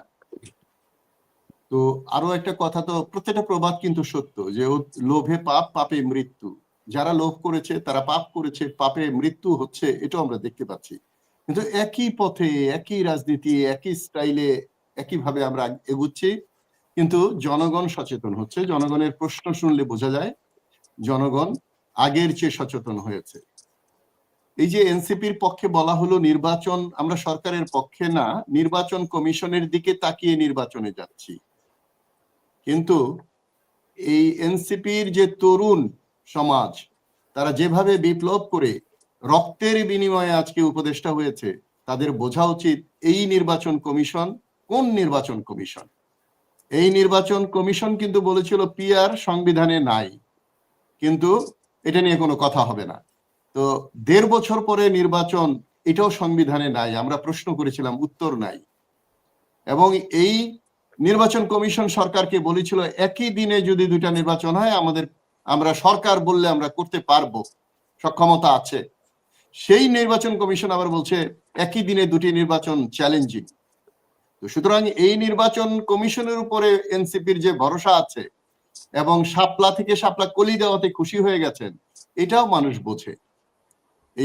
এই যে একটা প্রতীক নিয়ে, এই শাপলা তো মান্না ভাই চেয়েছিল আগে, তো এখন এই শাপলা পেলেই যে ওনারা পাশ করে যেতেন, মন্ত্রী এমপি হয়ে যেতেন, এই বিশ্বাস ওনাদের মধ্যে থাকতে পারে। কিন্তু প্রতীক যে খুব বড় জিনিস, তার চেয়ে বড় জিনিস হলো আচরণ, তার চেয়ে বড় জিনিস হলো যে তারা কে কি মানুষ। উনি বললেন যে তারা তো নির্বাচনের সময় 3 মাসে এই প্রোটোকল পাবে না। তো প্রোটোকল পাবে না, তাহলে এই উপদেষ্টা যারা হয়েছিল তারা আর যারা উপদেষ্টা হয়নি, সকল নেতা কি একই, নাকি এখানেও বৈষম্য তৈরি হয়েছে সামাজিক ভাবে, রাজনৈতিক ভাবে? সুতরাং একটা রাজনৈতিক দল করলে কিন্তু, এবং এই যে মডেল মসজিদ থেকে টাকা চুরি হয়েছে এটা উদাহরণ, তাহলে অন্য চুরি করলে আমরাও চুরি করব, এটা অতীতের রাজনীতি। আমি এনসিপির রাজনীতিতে কোন রকম সংস্কার, কোন রকম পার্থক্য দেখি না। সালাউদ্দিনের এই গাড়ির আমি কিন্তু মেজর সাহেব একটু বলি প্লিজ আপনাকে, আমি কিন্তু সুজনের প্রশ্নের উত্তরের ব্যাপারে 560টা দুর্নীতির কথা বলছি, মসজিদের কথা বলছি। আমি কিন্তু আমাদের ওই দুর্নীতির কথার প্রশ্নের উত্তরে বলিনি আফসারি। না, আমি যদি এখন অন্য কারো কথায় আমি দুর্নীতির উদাহরণ দেই যে অমুকে দুর্নীতি করেছে, তাতে বোঝা যায় যে আমি করলেও কোনো অসুবিধা নাই। এক নাম্বার 1। না, নাম্বার 2 হলো, এটা তো কথাই ছিল না না, এটা আমার কথা আমাকে বলতে দেন, আমার কথা আমাকে বলতে দেন। আপনার কথা জনগণ শুনেছে, অন্যদিকে আপনার কথা জনগণ শুনেছে, আমার কথা শুনেছে। এটা বিতর্ক অনুষ্ঠান নয়। অন্যদিকে ঘুরে দেন আপনারা, না আপনারা দেন, না না, আপনারা খালি আপনারা সঠিক দিকে ঘুরান। আপনি কথার মধ্যে কথা বলবেন না, এটা ভদ্রতার মধ্যে আচরণে পড়ে না, বিতর্ক অনুষ্ঠান নয়। বলি না, বলবেন না, আপনি পরবর্তীতে বলেন, পরবর্তীতে বলেন। আপনারা ট্যাগ করে বলেন, আপনি পুরো এনসিপি কে ট্যাগ করে বলতেছেন এই কথা। আমি বলবো আমার গণতান্ত্রিক দেশে কি রাজনীতি অন্য বিতর্কে চলে যায়? আমি কি একটা আমার দল নিয়ে কি আপনি সমালোচনা করতে পারবেন না? আপনার গায়ে এত লাগে কেন দলের সমালোচনা করলে? গণতন্ত্রের মূল মন্ত্র হইল সমালোচনা শুনতে হবে। কথা ধৈর্য ধরে শোনেন, কথা ধৈর্য ধরে শোনেন। আওয়ামী লীগের মতো সমালোচনাকে প্রত্যাখ্যান করবেন না, স্বৈরাচারের আচরণ দেখাবেন না। আপনি আমার কথা শোনেন, আপনি আমার কথার উত্তর দেন। আমি আপনাদের দলের আচরণ নিয়ে কথা বলার অধিকার আমার আছে একজন জনগণ হিসাবে। কথা শোনেন, আপনি উত্তর দেন। ওনাকে অফ করেন, নাহলে আমি অফ হয়ে যাই। ওনাকে অফ করেন, নাহলে আমার কথা শোনেন। আমি আর থাকবো এই অনুষ্ঠানে। এনসিপি কে ফ্যাসিস্ট বলবেন কেন আপনি? আশরাফ ভাই তো বলেছে, আশরাফ ভাই বলেছেন যে আপনাদের আচরণ, আমি তো এখানে উদাহরণ তো দিব, জনগণ তাই মনে করে। আপনি সরাসরি একটা কথা বলতে দিবেন না, আপনি সরাসরি ফ্যাসিস্ট বলতেছেন। আমরা আচরণের কথা বলছি আপনাদের। কেন আপনারা গাড়ি বহর করেন নাই? আপনারা সেনাবাহিনীর এপিসি দিয়ে পালিয়ে আসেন নাই? আপনি আমাকে শিখাচ্ছেন এনসিপি কিভাবে রাজনীতি করছে? কি হয়েছে আপনি জানেন? আপনারা গোপনে গিয়ে ডক্টর ইউনূসের সাথে কথা বলেন নাই পারমিশন ছাড়া, আইডি কার্ড ছাড়া? তো সেগুলো আমরা দেখেছি, আমরা বলবো। আমরা বানোয়াট কথা বলি না, বানোয়াট কথা আপনারা বলছেন। আপনারা মুখে কথা বলতে দুইজনে কথা বলে এখানে কথা শোনা যায় না। এই ইন্টারনেটে দুইজন কথা বলে কথা শোনা যায় না। ধৈর্য ধরার চেষ্টা করেন। আপনি এই কথা উইথড্র করেন, না হলে না আমি আপনাকে ফ্যাসিস্ট শব্দ বলি নাই। আমি বলছি ওদের মতো না থাকলে নাই। এরকম আওয়ামী লীগ অনেক উঠে গেছে আমাদের বক্তব্যে, আওয়ামী লীগ উঠে গেছে আমাদের বক্তব্যে। অনেক ভিডিও আছে, আওয়ামী লীগের নেতারা চলে গেছে, বিএনপি নেতারা চলে গেছে, আপনারাও চলে যাওয়ার পথে। কথা, আমার সময়টা আপনি নষ্ট করেছেন। তাহলে তো হবে না, একজন থামতে হবে। গাজী সালাউদ্দিন, আপনি যে বলছেন, এই যে কয়েকদিন আগে একটা ইন্টারভিউ দেখলাম হান্নান মাসুদ আগে আমরা আগে হান্নান মাসুদের মুখেই শুনেছি যে কিরকম ছিল, আর এখন সে গুলশানে থাকে, প্রশ্ন করাতে সে বলছে যে কেন প্রশ্ন করবে তাকে। তো এগুলো কোথা থেকে আসে? তো এগুলো তো মানুষের প্রশ্ন আসবেই। তারপরে আপনার নিজের দুর্নীতি তারেক রহমানকে করেন, সেম প্রশ্ন তারেক রহমানকে করেন, যে তারেক রহমানকে করেন, সেম প্রশ্ন জামাতের আমিরকে করেন। শোনেন, আপনারা করেন না, আপনারা কোনো বড় দলকে সেই প্রশ্নগুলো করেন না, আপনারা শুধুমাত্র এই প্রশ্নগুলো এনসিপি কেই করেন, তদন্ত হয়েছে, আপনারা শুধুমাত্র এনসিপি কে করেন। আপনারা সালাউদ্দিন সাহেব নেবেন না, সমালোচনা গ্রহণ করা গণতান্ত্রিক কায়দা, গণতান্ত্রিক কায়দা। আপনি আমার দল সম্বন্ধে, আমার ব্যক্তি সম্বন্ধে সমালোচনা করতে পারেন। ফ্যাসিস্ট শুনবো না, না ফ্যাসিস্ট শুনতে পারবো না তো আপনার কাছে। ফ্যাসিস্টরা ফ্যাসিস্ট শোনে না কখনো ভাই, চোর কখনো নিজেকে চোর বলে না। শোনেন, আপনি একটা প্রমাণ সহ বলতে পারেন না। আপনি যদি বলেন আমি ফ্যাসিস্ট না, এটা বলার চেয়ে জনগণ বিচার করবে আপনি ফ্যাসিস্ট কিনা। আপনাকে তো আমি ফ্যাসিস্ট বলি না। আপনি জনগণের রিপ্রেজেন্টেটিভ না, আপনি জনগণের রিপ্রেজেন্টেটিভ না, আপনি জনগণের পাইকারি কিনে নিচ্ছেন জনগণ, এই তো, এই জন্যই ক্ষমতায় গেছেন। কি হনুরে হয়ে গেছেন এই দল এখনই, 2-3টা উপদেষ্টা হয়ে আপনারা কি হনুরে হয়ে গেছেন। জনগণ আফসারি কাকেও আপনাদের মূল্যায়নে নাই। ক্ষমতায় যায়নি, তাহলে আপনি ওদেরকে কিভাবে ফ্যাসিস্ট বলবেন? এখনই কিভাবে ফ্যাসিস্ট বলবেন? ওরা তার ক্ষমতায় যায়নি, যে মানুষের উপর ফ্যাসিস্টগিরি ফলায়নি, তাহলে আপনি কিভাবে বলবেন এখন? আমাকে কিছু বলেছেন, আমি কথা শুনতে পারিনি। আমি বলছি যে মানে এনসিপি তো এখনো ক্ষমতায় যায়নি, তাহলে তাদেরকে কিভাবে ফ্যাসিস্ট দল হিসেবে? আচরণ, তাদের আপনি কার মতো আচরণ করছেন, এই আচরণ আশরাফ ভাইয়ের কাছে এই প্রশ্ন করলেন না কেন? তখন আপনি আমার কথা বন্ধ করছেন, আশরাফ ভাই তো সেম কথা বলেছেন, আর আমি তো এরকম ডাইরেক্টও বলি নাই। শোনেন, ওনার কথার মধ্যে উনি যুক্তি পেশ করছেন, উনি সরাসরি ভাবে বলেননি, কিন্তু আপনি সরাসরি। আমিও সরাসরি বলি না, আপনি সরাসরি নিয়েছেন। ঠাকুর ঘরে কেড়ে আমি কলা খাই না, আমি তো আপনাকে স্বৈরাচার বলি নাই, ফ্যাসিস্ট বলি নাই। কথা বলতেছেন আবার এই কথা বলা মানে আপনি ওই যুক্তি দিলেন, আপনি এই কথা বলা মানে ওই যুক্তি। আমি তো যুক্তি দেব, আপনাদের তো যুক্তি নাই। আপনাদের আছে টাকা, আপনাদের আছে উপার্জন, আপনাদের আছে দামি গাড়ি, আপনাদের আছে সরকারি ক্ষমতা, আপনাদের আছে ডক্টর ইউনূস, এগুলো একদিন কিছুই থাকবে না। শুধু মুখের কথা, আপনাদের শুধু না, আমাদের মুখে জনগণকে জিজ্ঞেস করেন। আচ্ছা, আমি কি কন্টিনিউ করব? আমি কি কন্টিনিউ করব না ওনাকে আমার টাইম দিয়ে দিবেন? দিয়ে দেন। আমি আফসারি ভাই আসলে ওনার জানি, সেই অর্থে অবশ্যই আপনি ফ্যাসিস্ট বলতে পারেন না। ফ্যাসিস্টে আমি তো ফ্যাসিস্ট বলি নাই। আমি লিড করতেছি। না, আমি তো ফ্যাসিস্ট ওনাকে বলি নাই। আমি বলছি ফ্যাসিস্টরা এরকম বলতো, তাদের আচরণ এরকম। আমি ওই অতীতের ফ্যাসিস্টের উদাহরণ দিচ্ছি। উনি যদি দিতে পারে মসজিদের চুরির টাকা, আমি অতীতের ফ্যাসিস্টদের কথা বলতে পারি না যে অতীতে ফ্যাসিস্ট এরকম বলতো? এইটুক বলার অধিকার আমার না থাকলে আমাকে ডাইকেন না। আমি কি বলছি যে উনি ফ্যাসিস্ট বা এনসিপি ফ্যাসিস্ট? আমি বলেছি ওই যে অমুক বহরের মতো ওনারাও বহর করেছে, এটার মধ্যে কি ভুলটা বলেছি? ওনাকে কথা বলতে দেন প্লিজ। আবার পালিয়েও আসছে, আমাকে কথা বলতেই দিচ্ছে না। এটা মিথ্যা কথা। না, আমি মিথ্যা কথা শুনবো না তো। কেন শুনবো? আপনি যাচাই করার কে? আমি মিথ্যা বলছি না, বলছি আপনারটাও আমি যাচাই করবো না। আপনি এখানে কথা যারা, আমি যাচাই করছি, আপনার ক্ষমতা নাই যাচাই করা, এটা জনগণ করবে কে মিথ্যা বলছে কে সত্য। এটা আপনি কৌশলে, এইটা ফ্যাসিস্টদের কৌশলে আপনি আমার কথা বলা বন্ধ করছেন, ফ্যাসিস্টদের কায়দায় ব্যবহার করছেন। আপনার ব্যবহারটা হলো যে আরেকজনের কথা বলতে দিব না, এটা ফ্যাসিস্ট। না, কথা বলতে দিবে না। কেমনে বলে পালায় আসছে, এগুলো ডিসকাস করতে হবে এই কথাগুলো নাকি? আপনি এপিসি দিয়ে আসেন নাই? গোপালগঞ্জ থেকে কি রাজার মতো গলায় মালা দিয়ে আসছেন? আমরা এনে দিয়েছি, আমরা সশস্ত্র বাহিনী আপনারা কি করছেন? বাঁচিয়ে এনেছি। আপনারা কি করছেন? আপনার লোক এখন উনি অন্য তর্কে যাচ্ছেন, তাহলে তো ওনার প্রত্যেকটা কথা, এরপরে উনি কথা বললে আমি একটি কথা বলতে দিব না। উনি আমার কথার উপরে তর্ক করছেন, তাহলে আপনি কেন বলেন এটা এইভাবে কি টক শো হয় নাকি? আমার বক্তব্য শুনবে, তারপরে উত্তর দিন। আপনি কিছুক্ষণ বলছেন, আপনি ওনাকে বলতে দেন। বলতে দিবে না। আপনি লিখে রাখেন প্লিজ, আপনি লিখে রাখেন সালাউদ্দিন। এইটুকু ভদ্রতা তো নাই ওদের মধ্যে। আফসারি ভাই, আপনি কন্টিনিউ করেন প্লিজ। হ্যাঁ, আপনি আমার কথা হলো, লিখে রাখেন প্লিজ, এভাবে কথা বলে টক শো চালানো যাবে না। দেখেন যে এনসিপি যে প্রশ্নগুলো করেছে, আমি যে প্রশ্নগুলো করেছি একটু যদি আমি করব না। এনসিপি তো অনেক বড় বড় কথা এখন বলছে। এনসিপি কিন্তু এখনো জুলাই সনদে স্বাক্ষর করে নাই। তাহলে জুলাই সনদে স্বাক্ষর করে নাই, গণভোটকে একই দিনে মেনে নিয়েছে, কম্প্রোমাইজ। খেয়াল করেন, আবার তারা শহীদের রক্তের উপরে দাঁড়িয়ে আছে। কষ্ট লাগে এইসব কথা বলতে তাদেরকে কেন আমাদের শেখাতে হবে যে আপনারা শহীদের কাছ থেকে অনেক দূরে চলে যাচ্ছেন, আপনাদের সহপাঠী আপনাদের সাথের লোকের কাছ থেকে আপনারা ক্ষমতার লোভে, ভোটের লোভে, এমপি হওয়ার লোভে, এসপি হওয়ার, এপিএস হওয়ার, পিএস হওয়ার লোভে, এবং আপনারা এই মন্ত্রী হওয়ার লোভে আপনারা সব আপনাদের সহযাত্রী দেখেন ভাগের পর ভাগ হয়ে যাচ্ছে, দূরে সরে যাচ্ছে। এখন গিয়ে কি করছেন, ওই নুরুল হক নূর এর পার্টি, এই এবি পার্টি, এই নুরুল হক নূরকে তো বিএনপি ঢুকতে দেয় নাই, এই জন্য এখন আবার আপনাদের সাথে জোট করছে। এই এবি পার্টির মঞ্জু ভাইকে আমি গিয়ে বলেছিলাম যে সংস্কার জোটের মধ্যে, জাতীয় সংস্কার জোটে আসেন।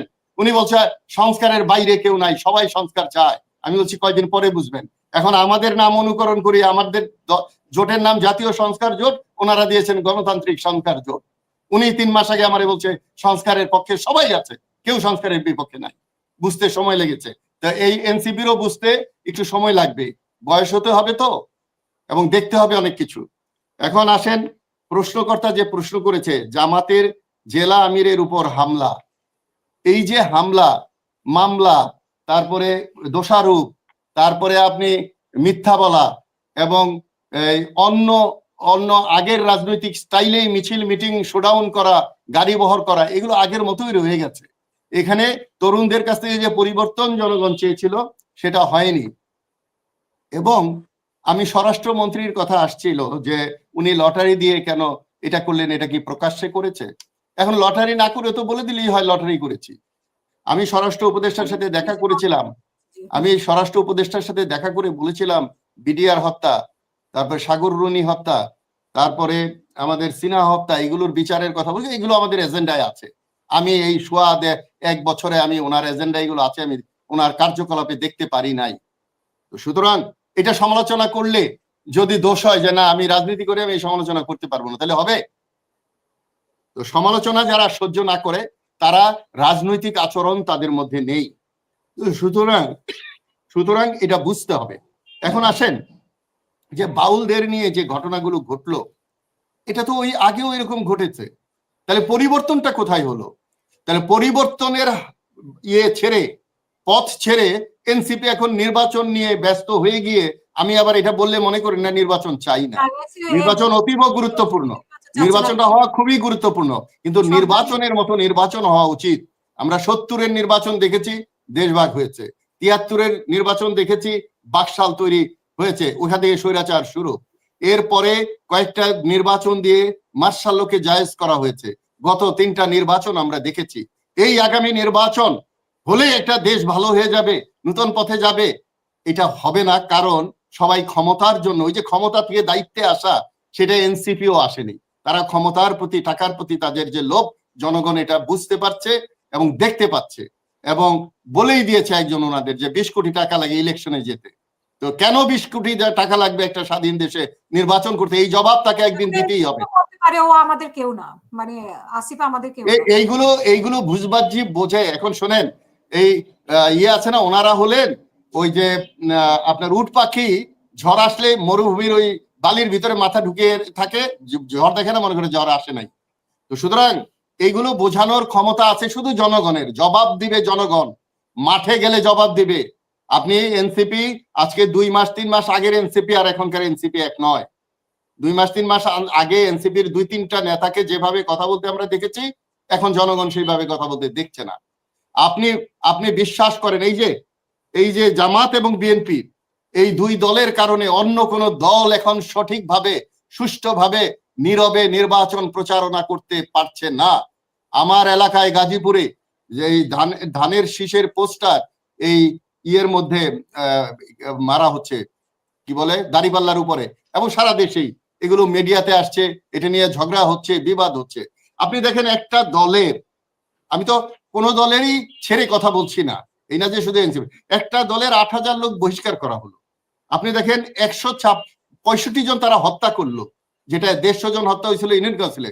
আমি গত 3 মাস আগে থেকে বলতেছি, নির্বাচন যদি পিআর ছাড়া বা সঠিক সংস্কার ছাড়া হয়, আগামীতে 1000 লোক মারা যাবে। এই 165 থেকে যোগ দিতে থাকেন, এই 263 জন যে তারা নমিনেশন দিছে, 60-70টা নিয়ে গোলমাল চলছে, আর বাকি যে 37টা বা যে বাকি কয়টা আছে ওটা দিলে দেখবেন যে গোলমালটা আরো কিভাবে হয়। এবং এই যে জোটের রাজনীতি, ভাগাভাগির রাজনীতি, পার্থক্যটা কোথায় আমরা আগের থেকে? সেই এই নমিনেশন বাণিজ্য কোনটা হয়নি এই নির্বাচনে? সুতরাং নির্বাচন কমিশন বলছে পোস্টার হবে না, এখন বলবে যে 3 মাস আগে আমরা শিডিউল ঘোষণা করার পরে পোস্টার সরাবো। এখন রঙিন পোস্টার আর ইয়েতে সয়লাভ হয়ে যাচ্ছে কেন? এখন সরকারিরা পারতো না যে না এখন থেকে এটা হবে না, অভ্যাস পরিবর্তন করা দরকার।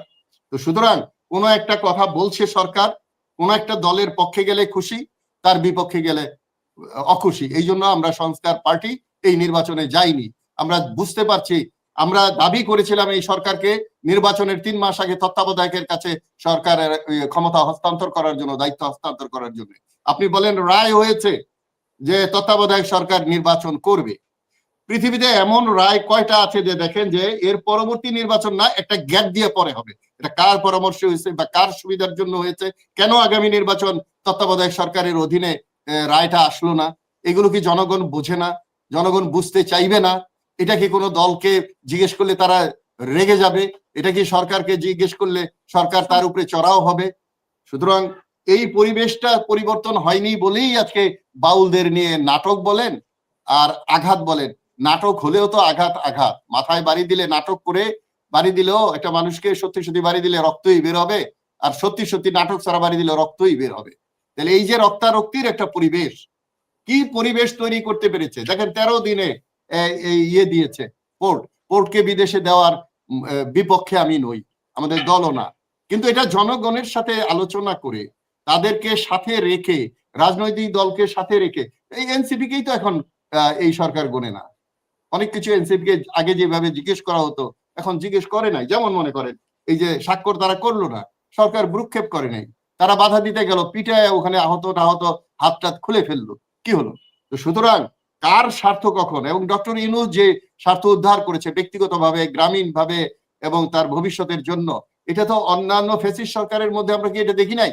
এখন আমি কি ডক্টর ইউনূসের এই আচরণগুলো নিয়ে সমালোচনা করার অধিকার বাংলাদেশ আমাকে দেয় নেই? আমি কি একজন দেশের মালিক হিসাবে বলবো না যে আপনি যে আপনার সুবিধাগুলো নিলেন, তাহলে এই সুবিধা আমার নাই কেন, জনগণের নাই কেন?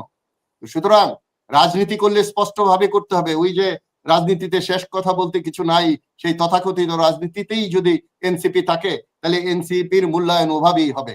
এনসিপি জনগণের খুব কাছাকাছি যেতে পারতো, কিন্তু তারা আচরণে অন্য কোনো দল থেকে পৃথক দেখাতে পারেনি।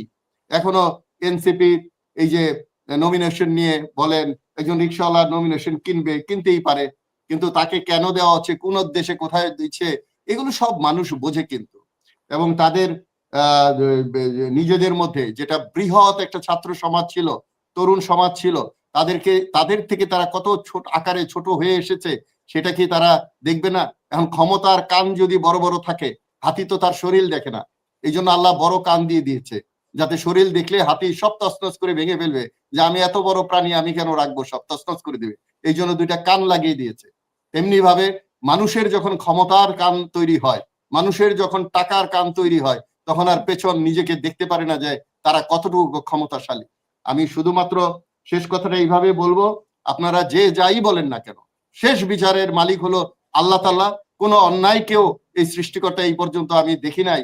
একটা ইয়ে আছে, কবি ফজলুল করিমের লেখা, যে কোথায় স্বর্গ কোথায় নরক, কে বলে তাহা বহুদূর, মানুষের মাঝে স্বর্গ নরক, মানুষেই সুরাসুর। এটা এই কবির বাড়ি আমি পর্যন্ত গিয়েছি। ঠিক তেমনি ভাবে একমাত্র আল্লাহ পারে এদেরকে মানুষ বানাতে, যারা আজকে মারামারি, হানাহানি এবং দেশে একটা অশান্তি তৈরি করে রাখছে বা রাখতে চাচ্ছে। এবং আপনি যেটা বলেছেন এগুলো নির্বাচনের পিছিয়ে বা নির্বাচন বন্ধ করার জন্য করা হচ্ছে কিনা, নো, একেবারে কিছুই হলো না, একেবারে পানি টলটল, কোনো ঢেউ নাই। তারপরেও কেউ এসে বলতে পারে যে অনিবার্য কারণবশত নির্বাচন হলো না।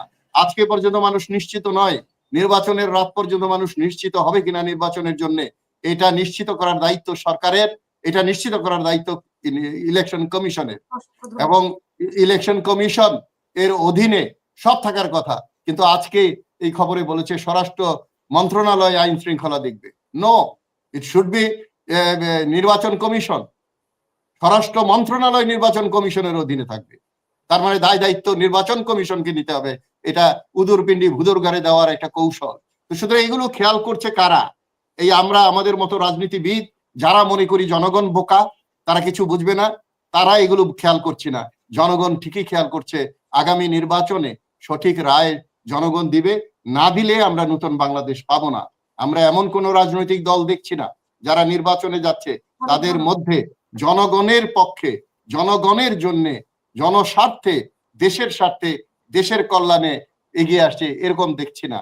আর এর আগে এনসিপির উনি যে উত্তর দিয়েছেন, আমার কথা হলো যে এই যে পার্থক্যটা তো পরিষ্কার বোঝা যায়। উনি বলেন প্রোটোকল তখন থাকবে না। প্রোটোকল না থাকলেও 3 জন বা 4 জন উপদেষ্টা হয়ে নির্বাচনে যাওয়া আর সরাসরি ছাত্রদের থেকে নির্বাচনে যাওয়া একই দলে বা বিভিন্ন দলে, এটা কখনোই এক হতে পারে না। এই বৈষম্য তৈরি করার জন্য যারা বৈষম্য নিয়ে রাজনীতি করেছিলেন, আন্দোলন করেছিলেন, তারাই আজকে বাংলাদেশে বৈষম্য তৈরিতে সহায়তা করেছে। এটা ইতিহাসে থাকবে। ইতিহাসের শিক্ষা না নিলেও ইতিহাস একদিন প্রমাণ করবে। এবং ইতিহাস, এই সরকার যদি সুষ্ঠু নির্বাচন না দিতে পারে, কোন রকম এদিক সেদিক করে, তাহলে এই সরকারের প্রতিটা মানুষই কিন্তু নিগৃহীত হবে ইতিহাসে এবং জনগণের কাছে। ধন্যবাদ। অসংখ্য ধন্যবাদ। আমি গাজী সালাউদ্দিন, আপনি অবশ্যই উত্তর দিবেন। সাথে আমি যোগ করতে চাই যে আজকে উত্তর সিটি কর্পোরেশনের ব্যাপারে প্রশাসকের বিরুদ্ধে অনিয়ম দুর্নীতির অভিযোগ এসেছে। এর আগে আরো বেশ কিছু অনিয়ম দুর্নীতির অভিযোগ এসেছে। ইভেন আসিফ মাহমুদের নিজের নামেও অনিয়ম দুর্নীতির অভিযোগ এসেছিল। কিন্তু এগুলো আসলে তদন্ত হয় না কেন? আমরা তদন্ত কোনো কিছু দেখি না কেন? এটা একটা প্রশ্ন আপনার কাছে। এবং এই যে বাউল নিয়ে যেটা হচ্ছে, আর আপনি যেগুলো বলছেন, আমরা এনসিপির অনেকেই চ্যালেঞ্জ দিচ্ছে যে তাদের কোনো টাকা পয়সার কোনো দুর্নীতি অনিয়ম দেখাতে পারবে না, এরকম চ্যালেঞ্জ দেয়। যদি দেখাতে পারে তাহলে সরে যাবে, এরকম চ্যালেঞ্জ আমরা দেখতে পাই। কিন্তু আমরা এটা বুঝি না যে রাতারাতি কিভাবে পরিবর্তন হয়েছে তাদের দিয়ে। আপনার মাইক্রোফোনটা আপনার থেকে অফ করা। শেষের প্রশ্নটা থেকে আমি বলতেছি, আজকে যে এজাজ সাহেবের নামে তদন্ত করার জন্য দুদকের থেকে করা হয়েছে, সিদ্ধান্ত নেওয়া হয়েছে, এটা কিন্তু গত কুরবানির ঈদ থেকে আসলে এটা নিয়ে বেশ আলোচনা হচ্ছিল। কারণ গাবতলী কুরবানির হাট, ওই ইজারা নিয়ে মূলত শুরু হয়েছিল যে সেখানে কোনো একজন ব্যক্তিকে, কোনো এক দলের কোনো ব্যক্তিকে, রাজনৈতিক দলের কোনো ব্যক্তিকে সুবিধা দিয়ে সেখানে 12 কোটি কি 15 কোটি টাকা দিয়ে ইজারা দেওয়া হচ্ছে। সেখান থেকে মূলত এজাজ সাহেবের ব্যাপারে কথাটা শুরু হয়েছিল। এবং তখনই রাজনৈতিক দল এবং বিভিন্ন প্ল্যাটফর্ম থেকে তার ব্যাপারে তদন্ত করার কথা আসছিল, এবং সেটা সঠিকও হয়েছিল। প্রমাণও পাওয়া গেছিল, যদিও তার ইনভলভমেন্টের প্রমাণটা জাল বলতেছিল। কিন্তু ওই জায়গাতে যখন দুদক গেছিল, গাবতলী ইজারার যেখানে দেওয়া হয়, সেখানে যাওয়ার পরে কিন্তু সেখানে ঘাবলা পাইছে, এবং পরবর্তীতে এটাকে পুরো বাতিল করা হয়েছে, চেঞ্জ করা হয়েছে। তখন থেকে এই যে সে ব্যাপারে দুদক চিন্তা করতেছিল। এখন এসে হয়তো আরো বিশেষ কোনো কিছু হয়তো তার ব্যাপারে চিন্তা করতেছে, এই জন্য অভিযোগ তারা তদন্ত করতেছে। আমরা তার বিরুদ্ধে অভিযোগ আছে এটাই বলবো। অভিযোগ প্রমাণ হওয়ার পরে তাকে আমরা দোষী বলতে পারি। তো যদি অভিযোগ প্রমাণিত হয় তাহলে তো তার শাস্তি অভিযোগ আমরা প্রমাণটা করবে আমাদের কে? থেকে মানে বাংলাদেশে কি অভিযোগ দেখেন, প্রমাণ? বলতেছি, এটাই বলতেছি, আমি এই জায়গাতে বলতেছি। দেখেন, আহ, আপনার প্ল্যাটফর্ম বা আমাদের বক্তব্য বা মেজর সাহেব সবার কথাতেই একটা জিনিস আসে, সেটা হচ্ছে যে এটা হইছে, এটা সমস্যা। সমাধানের জায়গাটাকে আমরা নক করতে চাই না। যেমন সমাধানের জায়গাটা তো দুদক, ঠিক না? দুদক কেন করতেছে না? দুদকের চেয়ারম্যান কে কেন এই জায়গায় প্রশ্নবিদ্ধ করা হচ্ছে না? এই জায়গায় এটা কেন আসতেছে না? আমি একদম ফ্র্যাঙ্ক, আমি মানে একদম বাস্তব জায়গা থেকে বলতেছি। সেটা হচ্ছে যে যখন আমার ব্যাপারে যখন কথা আসছে, তখন আমি নিজে দুদককে চিঠি দিছি যে আপনারা স্বাধীন প্রতিষ্ঠান হিসেবে এটা প্রমাণ করেন এখন। কারণ আমি ওই যে একটা কথা বলছিলেন আশরাফ ভাই, যে রাজনীতিবিদদের করতে হয়, কি বলে, বিরুদ্ধে কোনো কথা আসলে তাকে নিজেই সাফ করতে হয়, নিজেই প্রমাণ করতে হয় যে এটা। আচ্ছা বলেন, রাজনীতিবিদদের নিজে প্রমাণ করতে এতটুকু ভাই বলছেন, কিন্তু এর রাস্তা কিন্তু বলে দেননি। রাজনীতিবিদ কিভাবে প্রমাণ করবে? সে তার বক্তব্যে প্রমাণ করতে পারে, অথবা তার সম্পদের হিসাব মানুষকে দিয়ে প্রমাণ দুদক করতে পারে। আসলে মানে অথবা কার নিয়ন্ত্রণে চলছে? একটু শেষ করি, চলছে বলে একটু প্রমাণ শেষ হয়, করি, প্রমাণ করে না। একটু শেষ করি। দেখেন তো, একজন রাজনীতিবিদ, সে সম্পদের হিসাবও মনে করেন দিয়ে দিল, বক্তব্যও বলতেছে, সব মানুষের সামনে যে বলল, কিন্তু মানুষ তো বিশ্বাস করতেছে না। মানুষ কখন বিশ্বাস করতেছে? যখন আপনি প্রশ্নবিদ্ধ ওই সংগঠন দুদক অথবা তদন্তকারী কোনো সংগঠন পিবিআই অথবা পুলিশ অথবা বিচার বিভাগের কাছ থেকে যখন তার ব্যাপারে একটা সাফাই আসে যে না সে কোনো কিছু করেনি, তখনই মানুষ বিশ্বাস করে। তাছাড়া যত বক্তব্যই দেওয়া হোক, যত সম্পদের প্রমাণই দেওয়া হোক, মানুষ ওইভাবে ধরে নিতে চায় না, খুবই কম। কারণ বাংলাদেশ হচ্ছে নেগেটিভ পারসেপশন চলার দেশ, সবসময় নেগেটিভ পারসেপশন চলে। যেমন এই হচ্ছে যে কথা বারবার বলা হচ্ছে যে এনসিপি থেকে লোভী লোকজন দেখা যাচ্ছে, তাদের লোভ আমরা আশা করিনি। কি বলে পিএসও অনেক টাকা কামাই করছে, এই করছে সেই করছে, এই কথা যে বারবার বলা হচ্ছে, এগুলো কি এখনো অভিযোগের পর্যায়ে না? কিন্তু বারবার কিন্তু বলা হচ্ছে দোষী হিসেবেই। আমার কথা হলো এখানে যে আপনারা রাষ্ট্রের ওই জায়গাটাই তো তৈরি করতে পারেননি, রাষ্ট্রের ওই জায়গাটাকে আমরা হিট করতেছি না।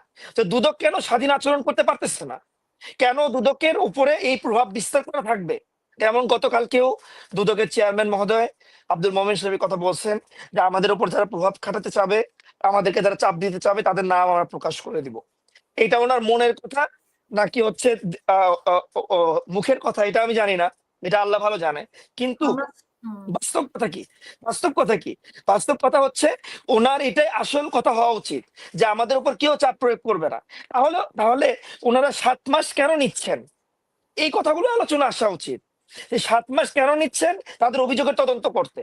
7 মাস তো লাগার কথা না। ওনারা ওনাদেরকে আগে মন্ত্রণালয়ে না হয় শেখ হাসিনা থাকতে বুঝতাম যে শেখ হাসিনা নিয়ন্ত্রণ করে বা আওয়ামী লীগ হ্যাঁ, নিয়ন্ত্রণ করে। এখন কারা নিয়ন্ত্রণ করতেছে দুদক? দুদক কেন দিচ্ছে না? আমি তো এটাই জিজ্ঞাসা করতেছি। আমিও তো একজন রাজনৈতিক দলের লোক। আমি তো আমার আমার দল তো সরকারে না। আপনার তদন্ত তো আমার দল ঠিক তো হচ্ছে আমার না। আমার আপনি বলছেন আমার দল। হ্যাঁ, আমিও একই কথাই বলতেছি। 7 মাস কেন? আমি নিজেও তো প্রশ্নের উত্তর দিতে পারি না মানুষকে যে দুদক কি করতেছে, 7 মাস কেন, আমি এটা জিজ্ঞাসা করতেছি। তো তাদের এত লেন্দি প্রশ্ন, আমাকে কি উত্তর দিতে জানেন? আমাকে বলতেছে যে একটা তদন্তে মিনিমাম 1-150 লোকের সাক্ষ্য নিতে হয়, আমাদের মাত্র 3টা জিজ্ঞাসাবাদের রুম। তো 3টা জিজ্ঞাসাবাদের রুমে আমরা কতজন লোকের সাক্ষ্য নিব? আমাদের কাছে 20,000 মামলা। আচ্ছা, এটা কোনো উত্তর? আপনি বলেন। একজন ডাইরেক্টরই উত্তর দিচ্ছে একটা প্রতিষ্ঠানে। এই কথাগুলো আলোচনা আসুক, যে ওই প্রতিষ্ঠানকে সরাসরি ধরা হোক, ওই দুদকের সচিবকে ধরা হোক, দুদকের সচিবকে জিজ্ঞাসাবাদের মধ্যে নিয়ে আসা হোক, জবাবদিহিতার মধ্যে নিয়ে আসা হোক যে আপনারা এটা কেন করতেছেন, আপনাদের দেরি করার কারণ কি? ঠিক যেরকম অভিযোগ যায় যে অমুকে এটা করছে, তদন্ত করেন, এটা যে পরিমাণ যায়, দুদক তদন্তের রিপোর্ট দিচ্ছে না, দুদক সঠিক তদন্ত করতেছে না, বা তদন্তের রিপোর্ট জনগণের সামনে পেশ করতেছে না, এটা কিন্তু একেবারে আসে না। আবার যদি কখনো আসেও, সেটা আবার আমাদের মিডিয়া কখনো ফলো করে প্রচারও করে না। দুটো একই কারণ। তো এই জন্য আমার কথা হচ্ছে যে দেখেন, এটার ক্ষেত্রে দুদক স্বাধীন প্রতিষ্ঠান, দুদককে আচ্ছা, প্রশ্ন দুদকের করা কথা হোক। না হয়ে গেলই, কিন্তু এনসিপি কিভাবে রাতারাতি এত বড়লোক হয়ে গেল সবাই? মানে এনসিপি কি শোনেন আমি বলি, সবাই সবাই সবাই সবাই বলতেছেন, কিন্তু উদাহরণ দিচ্ছেন আব্দুল হান্নান মাসুদের নামে, কথার কথা। হান্নান বা মাসুদের উদাহরণ নামে দিচ্ছেন শুধু দিচ্ছে হচ্ছে আমরা শুধু শুধু হাসনাত সার্জিসের নামে দিচ্ছেন। হাসনাতকে কয়জনের দিচ্ছি, নামে বলা হচ্ছে বলেন? কেউ না, না, কেউ তো হাসনাতের নামে কি দিচ্ছেন আপনি? হাসনাতের পরিবর্তন বলেন। হাসনাতকে আজ থেকে 2 বছর, আজ থেকে 2 বছর আগেও, হাসনাতের আজ থেকে 2 বছর আগেও ও যে কোচিং সেন্টারে, এসসিএস যে কোচিং সেন্টারে সে পড়াইতো, সেই কোচিং সেন্টারে আজ থেকে 2 বছর আগেও 60,000 ছাত্র ছিল। 60,000 ছাত্র ওর কাছে ইংরেজি পড়তো। 60,000 ছাত্র অনলাইনে তার কাছে ইংরেজি পড়তো। এখনো তার ক্লাসগুলো যখন হয়, তখন দেখেন যে ও তো ওই সময় থেকে একটা অনলাইন ক্লাস, আমি ওই সময় থেকে তাকে চিনি, এই জন্য আমি বলতেছি ওই কথা। সময় তার তো কয়টা গাড়ি ছিল? ওই সময় তার কয়টা গাড়ি ছিল? সেটা সেটা যে বলতে পারবে, সেটা বলতে পারবে। কিন্তু আপনি যদি একটু অনলাইন সার্চ দেন, 60,000 এসিএস শুনে আমি বলি, বাংলাদেশের দুইটা অনলাইন প্ল্যাটফর্ম, দুইটা প্রতিষ্ঠান আছে, হচ্ছে একাডেমিক ভর্তি পরীক্ষার জন্য বিখ্যাত। একটা হলো উদ্ভাস, এটা হচ্ছে অফলাইনে, আর অনলাইনে হচ্ছে এসিএস। এই এসিএস এর সে কয়েক বছর আগে থেকে ডাইরেক্টর, ছাত্রদেরকে পড়ায় আসতেছে। তো যদি আপনি এখন এখন তার অবস্থান দেখেন, তার বাড়িতে যান, অথবা হচ্ছে দুদককে বলেন যে হাসান আব্দুল্লাহ হচ্ছে পায়ের মধ্যে 10 লাখ টাকা জুতা দেখতেছি, আপনাদের গেঞ্জির দাম 15 লক্ষ টাকা, প্রশ্ন করেন দুদককে, পাঠান, তারা তদন্ত করুক। কিন্তু এরকম কি কোনো কিছু দেখছেন? নাই। এখন হান্নান মাসুদের কথা, আসলে হান্নান মাসুদকে যদি প্রশ্ন করা হয়, তাহলে এই প্রশ্নটা, আমার কথা হচ্ছে যে মেজর সাহেবের, আমি অন্যান্য জিনিসগুলো নোট করছি, তার সাথে আমি একটা জিনিস হিসাব করছি, মাফ করবেন। সেটা হচ্ছে আমি উনি 40 বারের উপরে এনসিপি নাম নিছেন, বিএনপির নাম নিছে মাত্র 4 বার, আর জামাতের নাম নিছে মাত্র 2 বার। উনি যেন এনসিপি কে পুরো মানে সংশোধন করার জন্য এখানে আসছেন, অথবা এনসিপি জবাবদিহিতা আনার জন্য এখানে কথা বলতেছেন, এটা আমার কাছে মনে হয়েছে। কিন্তু আসলে তো কথা এরকম হওয়া উচিত ছিল না। যেমন আমি এতক্ষণ কথা বলছি, এতক্ষণ আমি অন্য কোনো দলের নাম নিইনি, কারণ এখানে কথা আসছে যে রাষ্ট্রের কথা। আপনি এখানে আজকে যে প্রশ্ন দুটো করছেন সরকার সম্পর্কিত আর হচ্ছে বাউল সরকার সম্পর্কিত মূল টপিক বলছেন, হয়তো হাসিনার ব্যাপারেও কিছু কথা আসবে, কিন্তু বারবার যে একটা কথা বলা হচ্ছে, মেজর সাহেবকে একজন একটা প্রশ্ন করলেন, জামাতের আমিরকে মারছে, জেলার জামাতের আমিরকে মারছে। উনি ওইটার উত্তর দেওয়ার সময় বললেন যে তরুণদের কাছ থেকে আমরা এটা আশা করিনি, তরুণদের কথা থেকে তরুণদের কাছ থেকে আশা করিনি, তরুণদের আচরণে আশা করিনি। এনসিপি কে উনি আবার টেনে নিয়ে আসলেন ওই জায়গাতে। আমি অবাক হয়ে গেলাম। উনি জামাত এবং বিএনপি একটা প্রশ্ন ছিল, উনি এই প্রশ্নটাকে পুরোটা অ্যাভয়েড করে গেলেন। ওই জায়গার 1-2 মিনিট আপনি কাট করে দেখে নিয়েন পরবর্তীতে, উনি ওইটা নিয়ে কোনো আলোচনাই করলেন না, কোনো কথাই বললেন না। উনি এনসিপি ওনার সময় তো আপনি না খেয়ে ফেলেছিলেন, ওনার সময় তো বেশিরভাগ আপনি খেয়ে ফেলেছিলেন। না ওই সময় না, আপনি পরে দেখেন, আপনি পরে দেখেন যে ওই সময় আমি কোনো কথা বলিনি যখন উনি এটা উত্তর দিচ্ছিলেন, ওটার অনেক আগে উনি এই কথাটা বলতে পারতেন জামাত এবং বিএনপি সম্পর্কের জায়গাটা থেকে, বা এই কথা উনি লাস্টেই কথা বলছেন অবশ্য, যে হচ্ছে সংঘর্ষের দিকে যাচ্ছে, আমরা সংঘর্ষের রাজনীতি চাই না, সংঘর্ষের রাজনীতি আগেকার রাজনীতি, এটা ঠিক আছে, কিন্তু ওইটার ভিতরে এনসিপি কিভাবে আসলো? এটা তো একটা প্রশ্ন, বারবার এনসিপির নাম নিয়ে এই যে প্রশ্ন করা হচ্ছে। তারপরে আরেকটা জায়গায় একটা কথা আসছে, সেটা এক হচ্ছে সেকেন্ড, আমি ওখানে এনসিপি বলিনি। আমি তরুণরা আজকাল এই যে যুব দল, যুবলীগ এবং শিবির, এদেরকে তরুণ বলছি। আপনি তরুণ বললেই সব তরুণ এনসিপিতে, সব এনসিপিতে, এটা কিভাবে এত বড় দল হয়ে গেলেন আপনারা যে এখন আর তরুণ বলা যাবে না? আপনি নিজেই বললেন যে আমি বলছি তরুণদের, তরুণরাই তো মারামারিটা তো করে, তো অঙ্গ সংগঠন, মূল দল তো মারামারি করে না, বড় দলগুলোর অঙ্গ সংগঠন মারামারি করে। বললেন, এতক্ষণ পরে শিবির বললেন, কিন্তু না তখনও বলেছি, আপনি একবার তখনও আপনি শিবির শব্দ উচ্চারণ করেননি। আপনি সবাই শিবির শব্দ যদি আচ্ছা যাই হোক, আমি কি উচ্চারণ করবো? আপনার অনুমতি নিয়ে করবো নাকি? এখন আমি আপনাকে কিন্তু ডিস্টার্ব করবো। আমি তরুণ বললে তরুণ, সব তরুণ কি আপনার নাকি? কোনো অসুবিধা সব তরুণ আপনার? অসুবিধা নেই, করেন। তরুণ বললেই কি এনসিপি? করতে পারেন। এনসিপিতে যে নমিনেশন দিচ্ছেন তারা সবাই তরুণ? আপনি 40 বার করছেন কেন? 40 বার কেন? আমার ইচ্ছা, এটা আমার স্বাধীনতা, আমি কি করবো? আপনি গুনছেন কেন? আপনি আপনারটা গুনেন। আপনার নাম শুনলে এত খারাপ লাগে কেন আওয়ামী লীগের মতো? না না না, শুনেন, আপনি এজেন্সির হিসেবে লোক হিসেবে কাজ করতেছেন, এই জন্য বলতেছেন। কে আপনাদের এজেন্সি? এটা আপনি আমার বলেন, অসুবিধা নাই, এজেন্সি বলেন। কেউ যদি, জনগণ যদি মনে করে আফসারি কোন এজেন্সি, আমি তো খেপে যাবো না আপনার মতো। আপনি বলেন আমার এজেন্সি। আমি থামবো কেন? আমার এই বাংলাদেশের কেউ বিশ্বাস করবে না যে মেজর আফসারি কোন ইয়ের, আপনি এটা বললেই হয়ে যাবে। সুতরাং ট্র্যাকে থাকেন, ট্র্যাকে থাকেন। এনসিপি কে প্রশ্নবিদ্ধ করার জন্য, এনসিপি কে প্রশ্নবিদ্ধ করার জন্য আপনার কি? না সেটা না, ওই যে শুক্রতে কয়েকদিন হয়েছে তো রাজনীতিতে, আরো কিছুদিন করেন, তারপর টের পাবেন। এটা জনগণকে বলেন, শোনেন, আপনারা তো আন্দোলন থেকে বেরিয়ে এসে রাজনীতিতে গিয়ে ক্ষমতায় আর টাকায় চলে গেলেন, এটা কে জনগণ জানে না আপনাদের? কোথায় গেছে? একটা প্রমাণ দিতে পারলেন না। না, কে বলছে প্রমাণ দিতে পারবে না? কে প্রমাণ দিতে পারবে না? আপনারা যে দল উদ্বোধন করছেন, কোটি কোটি টাকা কোথায় পাইছেন বলছেন? জনগণকে জানাইছেন? দেন না। আপনাদের উদ্বোধনে কত কোটি টাকা খরচ হয়েছে? আপনার দলেরটা জানান নাকি আপনারা? না, আমার দল খুব ছোট দল, আমার দলই তো মানুষ চিনে না। আমি তো ব্যক্তি হিসেবে এখানে বেশি কথা বলেছি, আমার কথা তো ম্যাক্সিমাম ব্যক্তি, আমার তো দল হিসাবেই নেই। আমি নির্বাচনেও যাচ্ছি না, আপনাদের মতো এত লোভ আমার নাই। আমার দল বলে ছোট দল। নির্বাচন করা মানে লোভ বলতেছেন কেন? নির্বাচন করা মানে লোভ, আমি এই কথার কারণ আপনারা সংস্কারের পথ থেকে সরে এসেছেন, আপনারা শহীদের রক্তের সাথে বেইমানি করছেন, এটা বুঝতে হবে। ওই সময় ছাত্ররা না থাকলে আপনি শহীদ হয়েছে বলে মুগ্ধর ভাই স্নিগ্ধ বিএনপি থেকে নমিনেশন নিয়ে নিল, এটা চরিত্র হতে পারে না। মানুষ ভোট দিয়ে বিচার করবে, কিন্তু তরুণকে নষ্ট করা হয়েছে। আছে কিন্তু তারা তরুণদের যে আদর্শ সেখান থেকে সরে গিয়ে করেছে। তার কি চাঁদাবাজের সাথে যেতে হবে না? সে যে চাঁদাবাজি করবে, যে 165টা লোক মারবে, যে 8000 বহিষ্কার করবে, এর চেয়ে ভালো দল বাংলাদেশে নাই। বিএনপি লাখ লাখ লোকের মধ্যে লোক, এটাকে আপনি যতই বলেন না কেন, এটা মানুষ বুঝবে যে এমপি হওয়ার জন্য সে গেছে। এটা কে না বুঝবে? একদম সবচেয়ে বোকা মানুষ কি বুঝবে এমপি হওয়ার জন্য? তারপরে আবার বলবেন আপনি যে আমি বলছি এমপির নাম নিচ্ছি।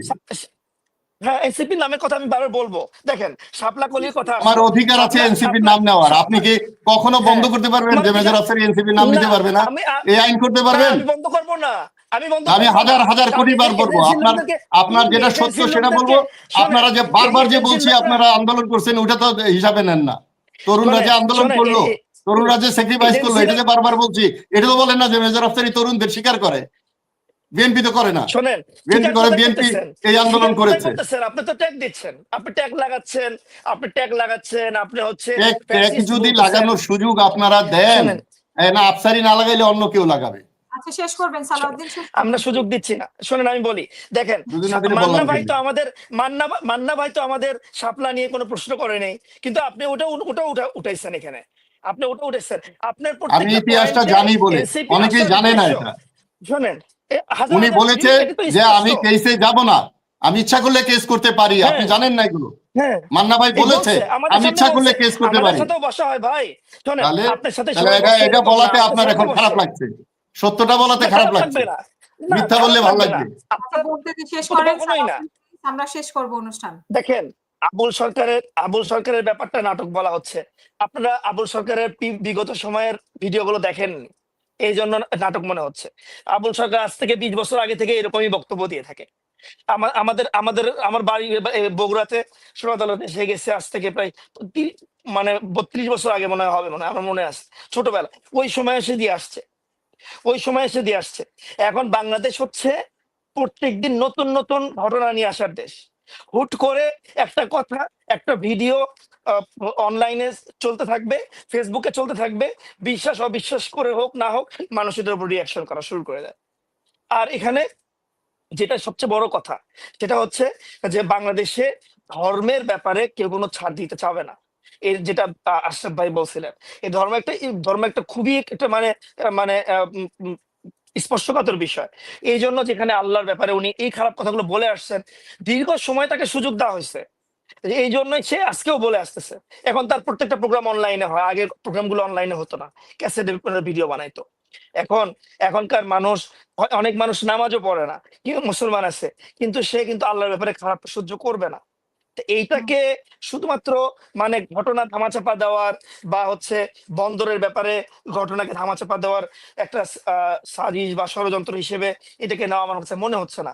এই জন্য মনে হচ্ছে না যে ওনার এই ব্যাপারটা অনলাইনের মাধ্যমে কিন্তু মানুষের কাছে আসছে, এরকম না যে ওই অনুষ্ঠানের মধ্যে সরাসরি ওনাকে কেউ আটকাইছে, প্রশ্নবিদ্ধ করছে, ওই জায়গাতে একটা অবস্থা সিনক্রিয়েট হচ্ছে, এরকম না।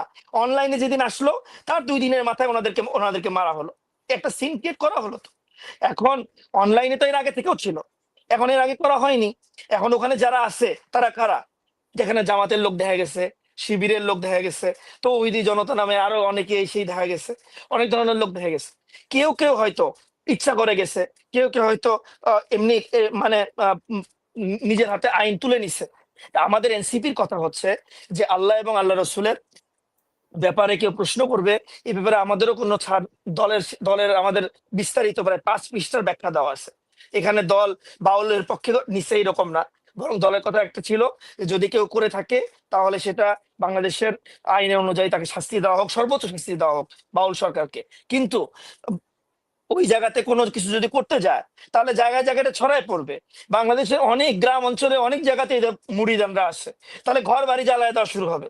সামনে যদি নির্বাচন আছে, আমাদের নির্বাচনের সামনে যদি কেউ এরকম কাজ করতে চায়, তা এছাড়াও ফ্যাসিস্টদের দোসররা এখনো রয়ে গেছে বিভিন্ন জায়গাতে, তারা একটা সুযোগ নিতে পারে। এই জন্য আমাদের দলের একটা কথা ছিল যে কেউ যেন আইন হাতে না নেয়। এটা আমার ব্যক্তিগত কথা। তাকে ধরে দেন, তাকে ধরে নিয়ে এসে পুলিশে দেন, পুলিশে খবর দেন অমুক জায়গায় যাত্রা পালা হচ্ছে, অমুক জায়গায় বাউলদের অনুষ্ঠান হচ্ছে, অমুক জায়গায় আল্লাহর ব্যাপারে খারাপ কথা বলতেছে, অমুক ব্যক্তি বলছে, কোনো সমস্যা নাই। ডিবি আছে, পুলিশ আছে, পিবিএ আছে, সেনাবাহিনীর হাতে পাওয়ার আছে, তারা নিয়ে আসুক, নিয়ে এসে তাদের বিচার করুক।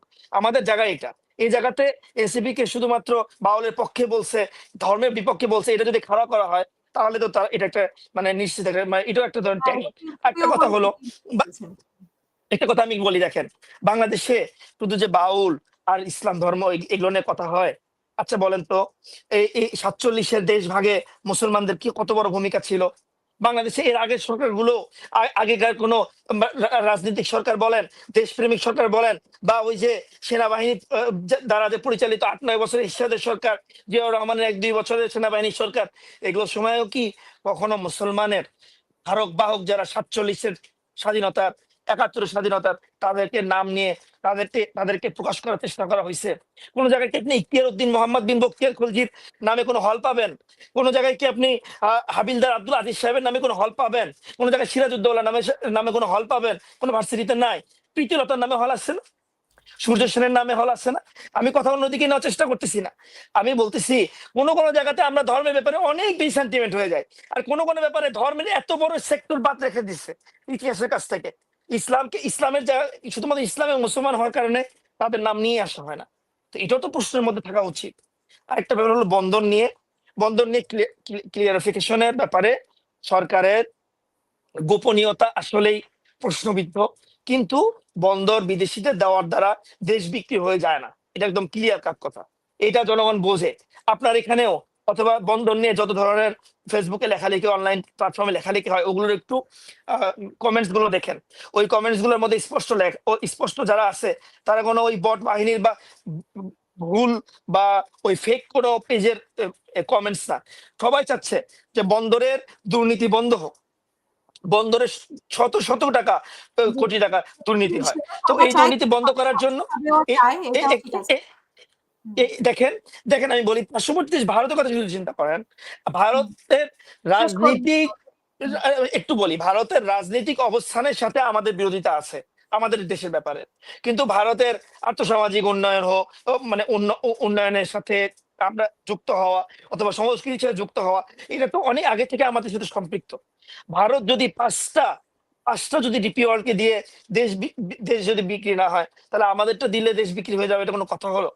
এই জন্য পরিষ্কার কথা হলো যে আমাদের মানে যে ঘটনাগুলো এখন ঘটতেছে, এটা শুধুমাত্র নির্বাচন সামনে আসছে দেখে নির্বাচনকে পিছনে ফেলা হবে এরকম কোনো কিছুর জন্য না, বরং বাংলাদেশে প্রত্যেক দিনে একটা ঘটনা ঘটবে এবং সেই ঘটনা নিয়ে এটা আমাদের অতি উৎসাহী মানুষের মধ্যে আলোচনার সৃষ্টি হবে, যার কারণে অনেক মৌলিক জিনিসগুলো মানে আলোচনার বাইরে চলে যাবে। তার মধ্যে একটা হচ্ছে যেটা মেজর আফসার সাহেব বলছেন, আমি ওনার সাথে এর আগেও একমত পোষণ করছি, যেটা আমার একমত পোষণ করা সেটা একমত পোষণ করবোই। সেটা হলো সংস্কারের বেসিক জায়গাগুলোতে অনেক সংস্কারের বাকি রাখা হয়েছে। এই সংস্কারের জায়গাগুলোতে পরিষ্কার থাকলে এই নির্বাচনটা আরো প্রশ্নমুক্ত হতো, তাহলে আরো ভালো একটা নির্বাচন হতো। আর একটা কথা না বললেই না, সেটা হচ্ছে নির্বাচন করা মানেই হচ্ছে ফ্যাসিস্টদের মতো নির্বাচন, যেটা এর আগে আশরাফ ভাই বলছিলেন যে এই নির্বাচনে যেই অংশগ্রহণ করুক সরকারের থেকে এসে সেই ফ্যাসিস্টদের মতো করলো। এটা আসলে উনি কোনো যুক্তি দেননি। আশা করি উনি ওনার পরবর্তী কথায় বা আমাকে ব্যক্তিগতভাবে উনি বলবেন যে নির্বাচন করা মানেই কিভাবে ফ্যাসিস্ট নির্বাচন করা। আমি ওটা ধরতে পারি, মেজর আফসার হিসেবে এটা ধরতে পারি যে আপনার লোভ আছে, এমপি হইতে পারেন, এই কথাটা আমি আসলে কোনো উত্তর দিতে পারি না, কারণ কোন ব্যক্তি কোন নিয়তে এসে নির্বাচন করতেছে এটা তার ব্যক্তিগত ব্যাপার। আমি তো এই নিয়ত করতেছি না, আমি আমার ভালো জায়গাতে দেশ সার্ভ করার জন্য আমি করতেছি। কিন্তু নির্বাচন করা মানেই হচ্ছে আগের দোসরদের মতো দোসর বা আগের ফ্যাসিস্টদের মতো ফ্যাসিস্ট। এটা কিভাবে হয় আশরাফ ভাই একটু আমাদেরকে বলবেন, আশা করি এই জিনিসটা ক্লিয়ার করে দিবেন। আর একটু মাফ করবেন, আর একটা কথা আমি না বলে না, সেটা হচ্ছে যে বিএনপি, জামাত, গণ অধিকার পরিষদ যত বা অন্যান্য যে ধরনের দলই আসে এনসিপি বাদে, প্রত্যেকেও তো এই নির্বাচনে আসতেছে, অন্যান্যরাও এই নির্বাচনে আসতেছে। তারপরে অন্যান্যরাও সরকারের সাথে ছিলেন ওই সংস্কার কমিটির অনুষ্ঠানের মধ্যে, প্রোগ্রামগুলোতে, মিটিং গুলোতে আফসারি ভাইদের সাথে তারাও ছিলেন, সবাই ছিলেন।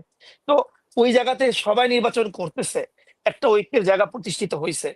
কিছু আছে দ্বিমত পোষণ করবেন, স্বাভাবিক, গণতান্ত্রিক দেশে ওনারা যেরকম করতেছেন না নির্বাচন, কিন্তু শুধুমাত্র এনসিপির ঘাড়ে যেভাবে আফসারি ভাইয়েরা এই জন্য বলতেছি, হয়তো ওনার মতের আরো অনেকে আছে, ওনারা যেভাবে বারবার শুধুমাত্র এনসিপি কেই বলতেছেন বা এনসিপি কে দোষারোপ করতেছেন, একটা বারের জন্য ওইভাবে আসতেছে না জামাত বিএনপির নাম। এটা মানে উনি বিএনপি সম্পর্ক অনেক বলে, যেদিন বলে বিএনপি, আমি জানি, আমি দেখছি বিএনপির উনি অনেক কথা বলেন, কিন্তু আজকে উনি আমাকে দেখে বলতেছেন এই জন্য না, কিন্তু আজকের কথাটা আমি ওনার টকশো দেখছি, ওনার আরো অন্যান্য জায়গাতেও আমি টকশো দেখছি, কিন্তু আশা করব যে শুধুমাত্র এনসিপি কে এই জায়গায় দোষারোপ করবেন না, অন্তত অভিযোগের জায়গায় রাখেন, দোষী হলে তাকে বলেন যে তুই চোর, কিন্তু এই অসংখ্য কথা বলেন না, অভিযোগের উপরে কাউকে চোর, ডাকাত বা দোসর বলেন না। অসংখ্য ধন্যবাদ। ব্যারিস্টার আশরাফুল ইসলাম, আপনি বলবেন, আমি সাথে একটা যুক্ত করব আপনার শেষ বক্তব্য, যে শেখ হাসিনা বলেছেন যে ওনার যে লকারের গয়না পাওয়া গেছে, চাবি ওনার কাছে, কিন্তু ওনার লকারে কেন হাত দিল, এটা ওনার মানে পারিবারিক সম্পদ, মানে 832 ভরি গয়না ওনাদের পারিবারিক গয়না। তো এটাতে আপনার কোনো বক্তব্য আছে কিনা, এটা আইনগতভাবে আসলে কি বলে? আচ্ছা, আইনগত বক্তব্য দেবো তার আগে আমি ধন্যবাদ জানাই কাজী স্যার আব্দুল তাকবীর সাহেবকে, অত্যন্ত সুন্দরভাবে আমার কাছে একটা জিনিস জানতে চেয়েছেন। আমি এইটা উত্তর দেওয়ার জন্য খুব আসলে প্রিভিলেজ ফিল করতেছি। একটা হচ্ছে যে দেখেন, এনসিপি ইতিমধ্যে একটু গুড এক্সাম্পল সৃষ্টি করেছে, যেটা সবাই অ্যাপ্রিসিয়েশন করা উচিত। সেটা নাহিদ ইসলাম, উনি কিন্তু উপদেষ্টা ছিলেন, উপদেষ্টা থেকে এসে কিন্তু উনি দলের মধ্যে সম্পৃক্ত হলেন, যেটা বাংলাদেশে ইতিপূর্বে কেউ করেছে কিনা সেটা আমি বলতে পারবো না। সম্ভবত ইজ দ্য ফার্স্ট ম্যান। যেটা আপনার সার্জিসের কথা বলেন, সে কিন্তু ক্ষমতায় যায়নি, যেহেতু তারা মুভমেন্টে লিড দিয়েছে, তাদের সাথে সরকারের সম্পৃক্ত থাকবে, অ্যাবসলিউটলি থাকবে, কারণ এই সরকারের সুবিধা অসুবিধা, লাভ লোকসান, সুনাম বেনাম তাদের সাথে সম্পৃক্ত। এবং কি দিন শেষে কিন্তু এই সরকার ব্যর্থ হলে এদেরকে কিন্তু মানুষ ব্যর্থ করে, দায় দায়িত্ব নিতে হবে।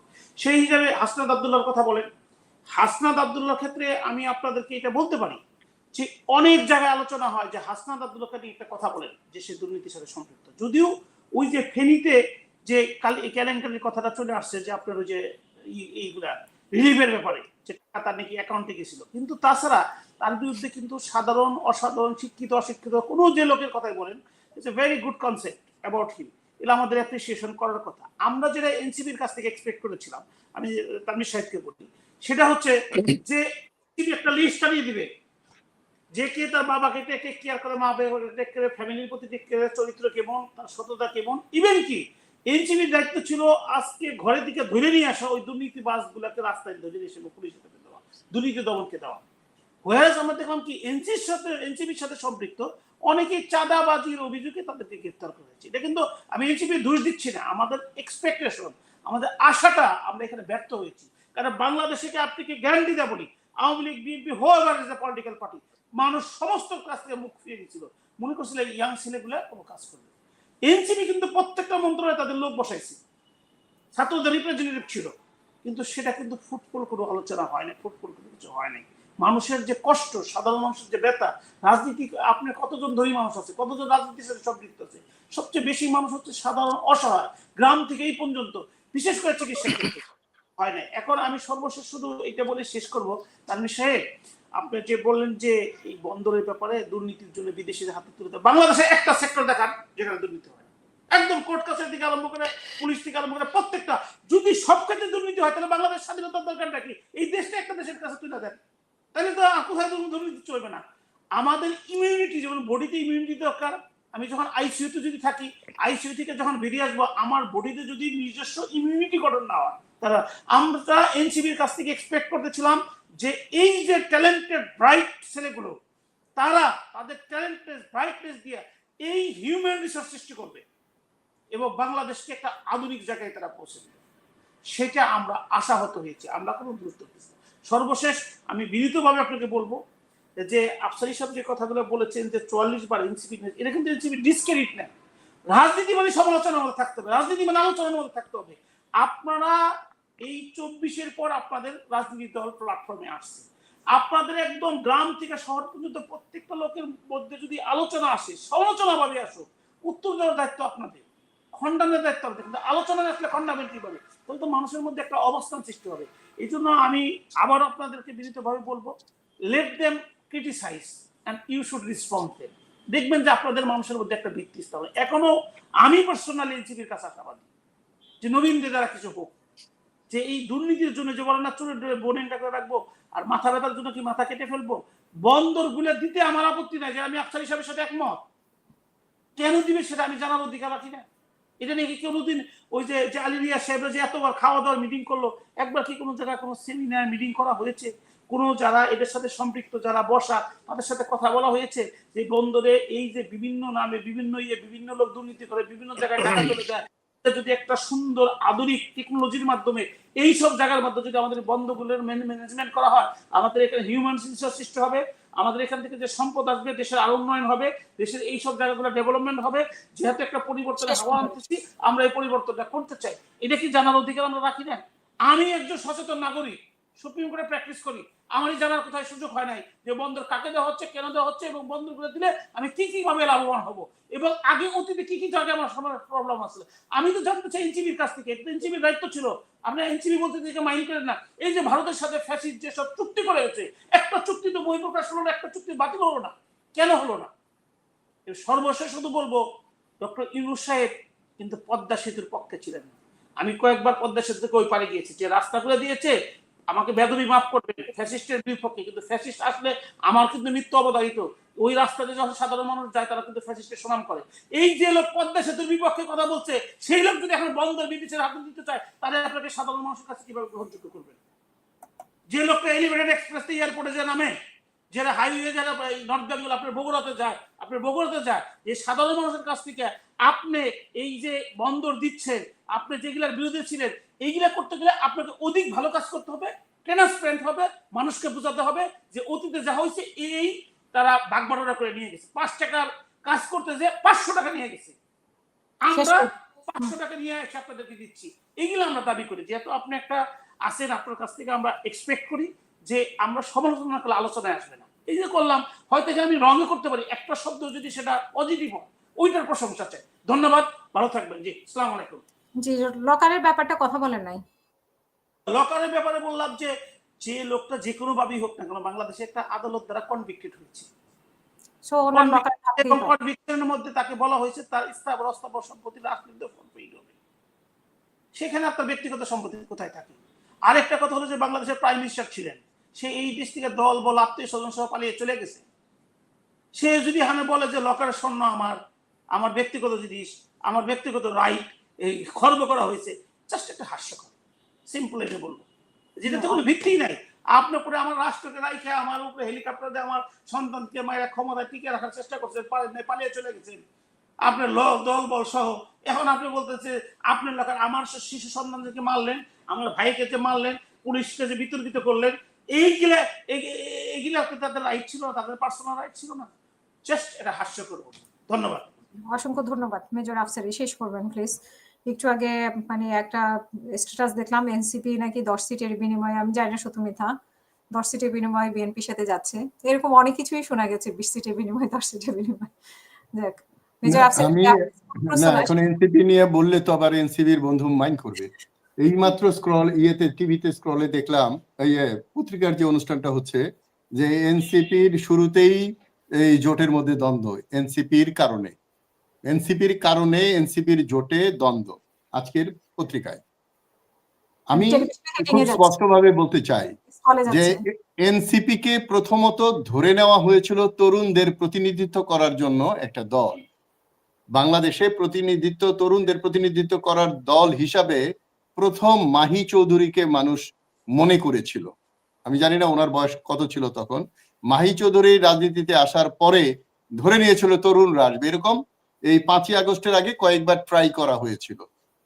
কিন্তু যখন এত রক্তের পরে এসে তরুণদের মধ্য থেকে এনসিপি হলো, এর প্রতি প্রত্যাশাটা বেশি, যার জন্য এই এনসিপির প্রতিটা আচরণে মানুষের লাগে। মানুষের রাজনীতিতে পারসেপশন ইজ ভেরি ইম্পর্টেন্ট। কোনটা সত্য, আমার এনসিপির বন্ধু বারবার বলছে যে অভিযোগই করা যাবে না, অভিযোগ সত্য না হলে বলা যাবে না। আমরা তো বিচারালয় নিয়ে বসি না, এটা হাটে ঘাটে মাঠে এবং সোশ্যাল মিডিয়াতে যে অভিযোগ আসে সেগুলোর উপরেই কথা হয়। তো সুতরাং পারসেপশন তৈরি হয় একটা দলের, তো এই পারসেপশনটা ধরে রাখতে পারেনি। আজকে এই কথাও বলা হয়েছে যে নির্বাচনে গেলেই ফেসিস্ট না, বাংলাদেশের সব নির্বাচনই নির্বাচন নয়। আই রিপিট, অনেক অপনির্বাচন বাংলাদেশে হয়েছে, আমরা হয়তো আরেকটা অপনির্বাচন দেখতে যাচ্ছি, যেটা আমরা এখানে যারা উপস্থিত এবং যারা শুনছেন কেউ চায়নি যে এমন একটা দুর্বল নির্বাচন হোক। বলা হচ্ছে পৃথিবীতে এমন নির্বাচন হয়নি, এমন নির্বাচন দেখানো হবে, তার আয়োজন আমরা দেখছি না, সেরকম নাই, নির্বাচন কমিশন নাই, সরকারের সেরকম চরিত্র দেখা যাচ্ছে না, এবং সবচেয়ে আশাবাদী যে দল এনসিপি, তাদেরও মুখে যেন কুলব দিন দিন বেড়ে যাচ্ছে। যতই নির্বাচন আসছে ততই কিন্তু সংস্কার নিয়ে, সনদ নিয়ে, গণভোট নিয়ে তারা তাদের অবস্থান শিফট করছে। এবং এই যে একটু আগে বললেন আপনি যে একবার বিএনপির দিকে, একবার জামাতের দিকে, একবার গণ অধিকারের দিকে, তো এই যে শিফটিং, এটাও রাজনীতিতে খুব ভালো ফল দেয় না। মানুষ কিন্তু অবজার্ভ করে, মানুষ যারা ভোট দিবে তারা তরুণ ভোটার ছাড়া পুরনো অনেক ভোটার আছে যারা এই বাংলাদেশের 54 বছরের ইতিহাস দেখেছে। সো এই এনসিপির প্রতি, এনসিপি জাতিকে আশাহত করুক এটা কেউ চায় না, কারণ আবারও যদি তরুণরা ফেল করে তাহলে তরুণরা ভালো এক্সাম্পল তৈরি করতে পারছে না। ইতিমধ্যে তরুণদের মধ্যে যে করাপশন, তরুণদের মধ্যে যে ক্ষমতার লোভ, আমি আবার তরুণ বলছি কিন্তু তরুণরা সব জায়গায় যে চাঁদাবাজি করার সময় কিন্তু এই হাটে ঘাটে মাসের চাঁদাবাজি কিন্তু অঙ্গ সংগঠনরা করে, মূল দল বা মূল দলের এইজেড বা যোগ্য এরা কিন্তু করে না, ওরা আড়ালে থাকে। তো মাঠে যারা চাঁদাবাজি করে সেখানে তো তরুণ আছে। এখন এটা এই তরুণের কথা বললে আমার এই নেতা যদি মনে করেন আমি এনসিপি কে বলেছি, তরুণ মানেই এনসিপি নয়। তরুণের হাজার হাজার লক্ষ লক্ষ ভাগের একটা অংশ হলো এনসিপি। তো এনসিপি আবার নমিনেশনের সময় তারা অনেক প্রবীণকেও দিচ্ছে, এটা ভালো দিক। নবীন এবং প্রবীণের যে মিশ্রণ, নবীন যখন দলটা করলো তখন চীন মৈত্রীতে একটা মিটিং হয়েছিল, প্রায় 200 সামরিক অফিসার ছিল। সার্জিসের কথাটা আমার কানে এখনো ভাসে যে ওনারা আমাদের এখানে এসেছেন প্রায় 200 অফিসার, আমরা ওনাদেরকে সাথে নিয়ে দল করব, কিন্তু দলের কমিটিতে একজনও নাই। সুতরাং আমরা আগের রাজনীতি যদি বারবার দেখি আর নাম নেই, যেটা আশরাফ ভাই বললেন যে নাম তো নিতেই পারি, নামটা আসছে কেন? দুইটা কারণে নাম আসে, একটা হলো প্রশংসার জন্য আসে, আর একটা হলো সমালোচনার জন্য আসে। সমালোচনার কাজ হলে সমালোচনা হবে। আমি তো মিনিটে মিনিটে কথায় কথায় আমি তরুণদের রক্তের মূল্যায়নের কথা বলি, এটা কি প্রশংসা নয়? আজকে খালেদা জিয়া যে ট্রিটমেন্ট করে আসলো লন্ডনে, এবং তারেক জিয়া যে সকল মামলা থেকে মুক্ত হলেন, ডক্টর ইউনূস মুক্ত হলেন, এগুলো তো তরুণদের অবদান, এটা কি অস্বীকার করা যাবে? তো সুতরাং তরুণ বললেই এনসিপি, এনসিপি বললেই তরুণ, সেটাও সঠিক রাজনৈতিক দর্শন নয়। তো আসুন আমরা আমরা আশাহত হয়েছি, কারণ সকাল দেখলে তো বোঝা যায়। আমি ভালো নির্বাচনের কোনো পথ দেখি না। পোস্টার নিয়ে মারামারি, কেন্দ্র নিয়ে মারামারি এবং বুথ নিয়ে কারাকারি, এগুলো যে হবে না তার কোনো আলামত আমি দেখতে পাচ্ছি না। আমি কোনো কঠোর নিয়ন্ত্রণ, আমি ইভেন সশস্ত্র বাহিনীর যে ম্যাজিস্ট্রেসি পাওয়ার দেওয়া আছে তারপরেও যে কাজগুলো হচ্ছে, কয়টা আমরা থানার থেকে 2 ফিট দূরে চাঁদাবাজি হয়, প্রতিটা থানার আশেপাশে যে হকার আছে তাদের চাঁদাবাজি হয়, ফুটপাতে চাঁদাবাজি হয়, কোনো কিছুর পরিবর্তন করতে পেরেছি ঢাকা শহরে? আমরা কি ব্যাটারি রিক্সা কে আমরা নিয়ন্ত্রণ করতে পেরেছি? রাজপথে, মহারাজপথে বেদম, আমি ওদেরকে প্রায় বলি, উঠলেই বলি যে আপনারাই সবচেয়ে বেশি স্বাধীনতা পেয়েছেন, আপনাদের আর কোনো আইন নাই, যেখানে ইচ্ছে সেখানে চলতে পারছেন। তো সুতরাং এই দেশটাকে গড়ার দায়িত্ব আমাদের সকলের। এখন আমরা তরুণকে ভুল বলবো আর তরুণরা আগের ওদেরকে ভুল বলবে এরকম নয়। তো আমাদের যে রাজনৈতিক ঐক্য সেটাই গড়ে উঠে নেই। এখন বলবেন যে গণতান্ত্রিক দলে তো ঐক্য হতে পারে না, জাতীয় ইস্যুগুলোতে ঐক্য হওয়া দরকার। আমরা জাতীয় ইস্যু আর পলিটিক্যাল ইস্যুকে যদি পৃথক না করতে পারি তাহলে ভালো রাজনীতিতে আসতে পারবো না। শেষ কথাটা এইভাবে বলছি যে আমরা ভারতকে এত দোষ দিই, এই শেখ হাসিনা ভারতে যাওয়ার পরে সর্বদলীয় মিটিং এ সিদ্ধান্ত হয়েছে তাকে আশ্রয় দেওয়া হবে না অন্য দেশে পাঠিয়ে দেওয়া হবে। কিন্তু আজকে যদি মোদি পালিয়ে আসতে হয় বাংলাদেশে, তাহলে কি আমরা একমত হতে পারবো মোদিকে রাখবো কি না রাখবো? সুতরাং আমাদের যে চারিত্রিক পরিবর্তন হওয়া দরকার সংস্কারের মধ্য দিয়ে, সেটা শুধু জনগণের মধ্যে কিছুটা হয়েছে, কারণ তারা সাফারাত, তারা অত্যন্ত খারাপ ভাবে সাফারাত। ফখরুল ভাই বলেছে আগের চেয়ে রেট অনেক বেড়ে গেছে, ঘুষ থেকে শুরু করে সকল জায়গায়। এমন কোনো অফিস আদালত নাই, এমন কোনো জায়গা নাই যেখানে টাকা ছাড়া কাজ হয়। আর ব্যবসা যারা করে তারা চাঁদা ছাড়া, ইভেন মেয়ের বিয়ে দিতে গেলে, একটা টিনের ঘর করতে গেলে, আগে তো বিল্ডিং ছিল, এখন আধা পাকা টিনের ঘর করতে গেলেও চাঁদা দিতে হয়, এবং ওই সালিশি বসলেও চাঁদা দিতে হয়। এই চাঁদা থেকে যদি আমরা মুক্ত না হতে পারি, দালাল থেকে যদি মুক্ত না হতে পারি, সন্ত্রাস থেকে যদি মুক্ত না হতে পারি, তাহলে এই নির্বাচনের কোনো অর্থ নাই এবং তার কোনো আলামত আমরা দেখতে পাচ্ছি না। ধন্যবাদ সবাইকে। অসংখ্য ধন্যবাদ। গাজী সালাউদ্দিন, শেষ করবেন প্লিজ আপনার শেষ বক্তব্য আজকের অনুষ্ঠানের জন্য। মাইক্রোফোনটা অন করে দেবেন। এখানে একটা বিষয়, সেটা হলো যে রাজনৈতিক পরিবেশগুলো যতখানি আসলে ঘোলাটে মিডিয়াতে দেখা যায়, বাস্তব জায়গাতে রাজনৈতিক দলগুলোর মধ্যে সম্পর্কের জায়গাতে আমার যতখানি মনে হয়েছে, আমরা নিয়মিত যখন বসি সবার সাথে, মনে হয় না যে এতটা দূরত্ব। আশা করা যায় যে একটা সুষ্ঠু নির্বাচন করার জন্য রাজনৈতিক দলগুলোর অবস্থান বেশ ভালো, বা তারা চাচ্ছে ভালোভাবে হোক। কিন্তু এটা আমি আফসার হিসাবের সাথে এটাতে একমত যে রুট লেভেলের হচ্ছে কিছু শৃঙ্খল বাহিনী দেখা যাচ্ছে। আমি এটাকে আর তরুণ বলতে চাচ্ছি না। কারণ হচ্ছে তরুণ বললে উম আ ভালো যারা তাদের সাথেও লেগে যায়। আমার কাছে বাহিনী মনে হয়, এক ধরনের বাহিনী বিভিন্ন দলেরই দেখা যাচ্ছে। এক দল আরেক দলের উপরে আক্রমণ করা অথবা মানুষ খুন করে ফেলা। প্রকাশ্য দিবালোকে একটা সুপার শপের মধ্যে যে একটা লোককে গুলি করে মেরে ফেলা। এই ধরনের যে ঘটনাগুলো, এগুলোর মধ্যে আমার মনে হয় যে, যে পরিমাণ অস্ত্র এখনো বাহিরে রয়ে গেছে, যেগুলো অ আন্দোলন গত জুলাই অভ্যুত্থানের সময়, বিপ্লবের সময় যেগুলো লুট হইছিল থানা থেকে বা বিভিন্ন জায়গা থেকে, অথবা অবৈধ অস্ত্রগুলো আওয়ামী সন্ত্রাসীদের কাছে ছিল, সেগুলো না জানি আবার ব্যবহার শুরু হয়ে যায়। এটার একটা আশঙ্কা আমি ব্যক্তিগতভাবে আমার আমার সাথে সমমনা বা আমার দলের অনেকেও এটাও চিন্তা করে। আর এই ক্ষেত্রে সেনাবাহিনীর যে এক্সিকিউটিভ পাওয়ার, সেটাও যে খুব শক্তভাবে দেখা যাচ্ছে এরকম না। হয়তো তফসিল ঘোষণার পরে আরো ভালোভাবে, যেটা আমরা আশা করি, এভাবে দেখা যাবে। বাকি হচ্ছে যে একটা সুন্দর নির্বাচন হোক, এটা আমরা চাই। আর আমরা কিন্তু উম সংস্কার, বিচার, নির্বাচন, যে ৩ টা কথা আমাদের ছিল এনসিপির, ওই ৩ টার মধ্যে আমরা এখনো আছি। আমরা আ রাষ্ট্রের কাছে বা সরকারের কাছে ওই কথাগুলো এখনো ওইভাবেই দাবি রেখে যাই, এবং সবসময় এই কথাগুলো বলেও থাকি। যেমন একটা খুব কষ্টকর কথা যে শিক্ষা কমিশন হয়নি। এটা কিন্তু আমরা লিখিতভাবে কয়েক দফায়, যখন ডক্টর ওয়াহিদুদ্দিন মাহমুদ সাহেব শিক্ষা উপদেষ্টা ছিলেন, ওনার কাছে, এখন আবরার সাহেব শিক্ষা উপদেষ্টা, পরবর্তীতে প্রধান উপদেষ্টা সহ আমরা বারবার বলছিলাম যে শিক্ষা কমিশনটা হওয়া উচিত। স্বাস্থ্য কমিশন যেটা হইছে, সেটারও যে প্রস্তাবনাগুলো দেওয়া হয়েছে, সেই বারবার লিখছে ১৯৯৬ সালের ওই প্রস্তাবনার আলোকে, ৮৯ এর প্রস্তাবনার আলোকে, ৭৮ এর প্রস্তাবনার আলোকে। আরে তাহলে ২৪ এর প্রস্তাবনা কি? যেমন আশরাফ ভাই খুবই একটা বেতাতুর একটা কথা ১ম এ বলছিলেন। যে একটা একটা ছোট বাচ্চা, সে ঢাকায় এসে চিকিৎসাই পেল না। একটা অক্সিজেন সিলিন্ডারের অভাবে সে মারা গেল। তো এটা কি আমাদের নূরজাহান আপা, যিনি স্বাস্থ্য উপদেষ্টা আছেন, মিরপুর ডিএইচএস এ থাকেন, উনি কি দেখেন, বুঝেন বা বোঝার চেষ্টা করেন? তো এই যে উনি যাদেরকে স্বাস্থ্য কমিশনের দায়িত্ব দিলেন, তারাও দায়িত্বশীল ব্যক্তি ছিল। কিন্তু ওই জায়গার মধ্যে এই প্রস্তাবনাগুলো এত সংক্ষিপ্ত। কমিউনিটি ক্লিনিক গুলো কমিউনিটি ক্লিনিক গুলোতে কোনো, আমি শেষ করতেছি। কমিউনিটি ক্লিনিক গুলোতে কোনো চিকিৎসা ব্যবস্থাই নাই। কমিউনিটি ক্লিনিক গুলোতে ডাক্তারই বসে না, নার্সই বসে না। কমিউনিটি ক্লিনিকে গরু ছাগলের ভাগাড় বানায় রাখা হইছে। সেখানে বাচ্চারা যে খেলাধুলা করে গ্রামে, ইউনিয়ন গুলোতে আমরা যখন যাই তখন এগুলো দেখি। তারা কি করে, সেখানে বিভিন্ন ক্লিনিকে টাকার বিনিময়ে ডেলিভারি করার জন্য সিজারিয়ান, আগে গ্রামের মধ্যে কোনো সিজারিয়ান অপারেশন দেখানো যাচ্ছে না, সি সেকশন, বাচ্চা হওয়ার জন্য।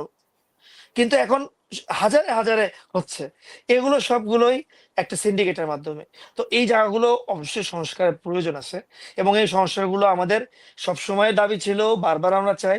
কিন্তু বৃহত্তর রাজনৈতিক প্রেক্ষাপটে আমরা যখন নির্বাচনের একটা পরিবেশ তৈরি হয়ে গেছে, এই জন্য আমরা ঐক্যের জায়গা থেকে আমরা নির্বাচনের দিকে অগ্রসর হচ্ছি। কিন্তু আমরা আমাদের সংস্কারের দাবিগুলো থেকে বিলকুল আমরা আমাদের মানে হচ্ছে জায়গাকে আমরা ছেড়ে আসিনি, বরং বিচারের জায়গা এবং সংস্কারের